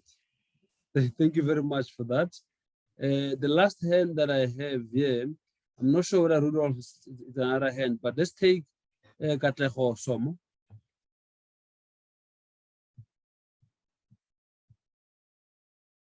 Katleho, unmute yourself. All right, Yes. thank you. My question is actually a question that is coming informed by previous meetings with SACAP. It's regarding the CPD program. So the CPD program, it requires professionals to, one of the requirements to attend courses in order to keep up with the CPD. And now with the IDO coming into place and the reasonable limitations as discussed, I must concede, will the CPD courses reflect the IDO in terms of the rollout? Because affording the courses now becomes an issue for people practicing at lower levels as opposed to those practicing at high levels. Will the CPD courses reflect that the IDO is now in place and cater for those who are practicing at the lower levels? Thank you.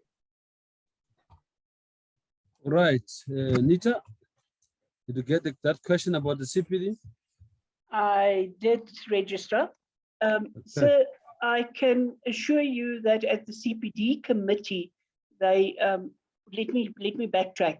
The category 1 CPD activities, which are the ones that you have to attend and which is compulsory to have 1 CPD point per annum, and then 5 over your 5-year period.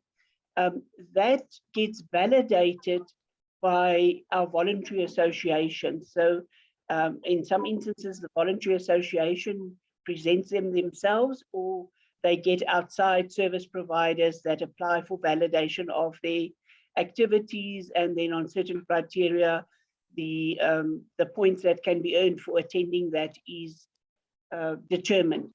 I can assure you that we have been in contact with the CPD committee is in a process of liaising with the voluntary associations. We ran a survey with them, asking them about the background of the activities that they have been validating, what are they anticipating will happen in the future, and what will they incorporate in the future. It was very much linked to RPL as well, but then it translates to idea of work as well, in the same vein. So we are looking at what the voluntary associations are doing. We are looking at what they are planning to do. We are looking at what they are planning to add to what is currently on offer. And ultimately, we will also be looking at how they determine the points that is associated with the presentations and the cost associated with that, to see that there's more of a standardization. Oh, that's a difficult word to say. That there's more a uniform standard for everybody to do these things. So I'm sure as idea of work is implemented, these things will come more to the fore. We can probably just also alert them to these courses that are offered, that we've entered into the MOU registrar. You'll have more background on that. That will offer a lot of help in terms of the idea of work. Yeah, no, that's correct, Nita. So basically, during the assessment of RPL, the assessment panel from time to time, they identify the gaps.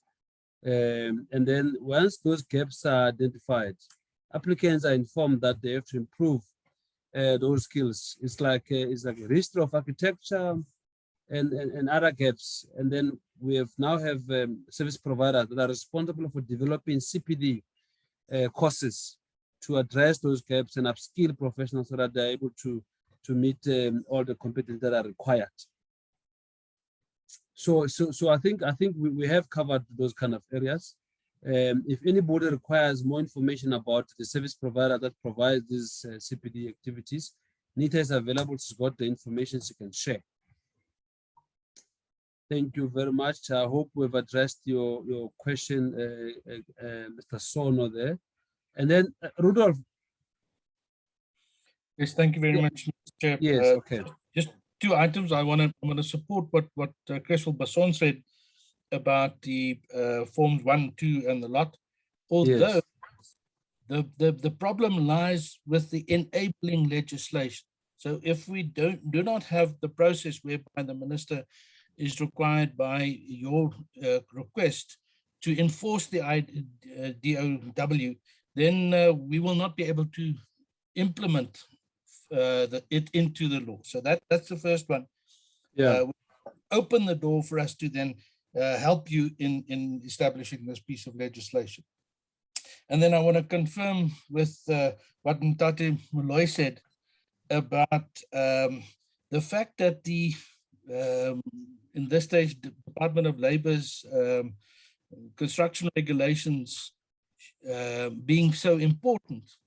And the answer given to me was that the National Building Regulation and the construction regulations is already part of the practice administration section. Yeah. Now, there's a difference between taking note of legislation and applying the legislation. And I believe that the practice administration teaches you must be aware of this legislation. But once you start applying it, it becomes a total different ballgame. And I therefore request that the legislation component, as I asked for in competency, should be seriously considered. I thank you, sir. Thank you very much. It seems that we do not have any further questions. I see that there are some questions that are posted there. We will be able to download all those questions and address them. If we need to share information with you, we shall do so. If there is no further questions, Nita, okay, your hand is up. Before I close, Nita, you can come. Registrar, I just want to comment. There's a comment that has been made on the chats that I can't respond to, and I thought I'll just take this opportunity to respond to this live. Somebody is noting about the long waiting periods for RPL assessments to take place, and that is affecting people who want to move up to different categories. Maybe in short, I can just give a background there. Please remember, first of all, that an RPL application is not valid if the person applying for an RPL assessment has not been registered in their current professional registration category for a minimum of 3 years. So we get a number of people that have just been upgraded to a professional in a certain category. Now they apply for RPL. That cannot, they don't qualify for that, first of all. And then the age-old problem that we've always got is that people apply, but they don't pay, or they apply, but they don't submit all the documentation we require. So we are moving on. We've got targets. We try and reach our targets for RPL. We regularly do RPL assessments. Councillor Pailani is part of our assessment panels. We've had successes, we've had lesser successes in other instances, but the big thing is for people to just remember there are certain requirements to be eligible for an RPL, and then if we don't have all your documentation, if we don't have your payment, we cannot proceed with the application, and that might be the delay. So it's not a question of us just ignoring it.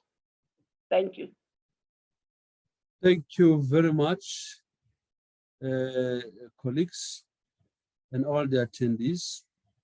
We have come to the end of this webinar, and I can assure you that all the comments that have been sent through will be downloaded, and we'll be able to respond to each and every comment that's provided there.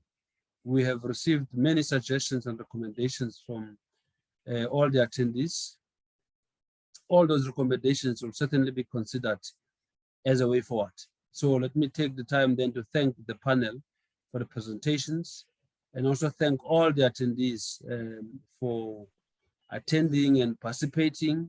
We are going to have more of these engagement going forward, just to make sure that we are all aligned and we work together to protect the built environment. I see, Katleho, I'm not sure whether that hand is new. Do you want to say your last words? Yes, I'm not sure if Mr. Pailani, there's a comment there by Mr. I'm not sure if it's Mr. by Rowan Shield. Okay. I spoke about double stories, and someone just backed me up there that the IDO does say that trust persons cannot submit double stories. So that's, I remember that, and now I just saw the comment. I'm not sure if Mr. Pailan would like to comment on that. Okay.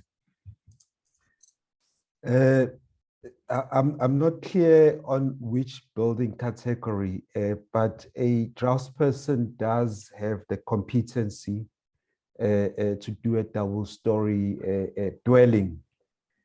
So they can certainly do work within a residential estate. And we've also noted a worrying trend where residential estates are excluding lower categories of registration from doing work within their estates. And we are also continuously engaging them because you cannot be excluded from free trade if you possess the qualification and competency to do such work. So I'm not certain which double-story building type is being referred to.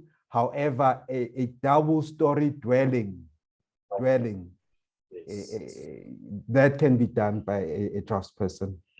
All right. And Mr. Fidul, can I just ask, there's an issue that I would like to write to you about. I don't think it's pertinent to this. Okay, not a problem. You can. Okay, where can I find your email? Let me just, can I just put it there on the chart, ne? Yes, You'll see it. Yes, please. Yes, let me just put it here. Any other last comments from the attendees? They are welcome. So basically what we want to encourage, to all the attendees, in particular the local authorities, if there's anything that you may not be clear about EDOW, please directly contact us. We will clarify it. We know that there may be misinformation and all that, but we are here to clarify any other issue that could that you may not understand about EDO. And thank you very much for attending. Till we meet again.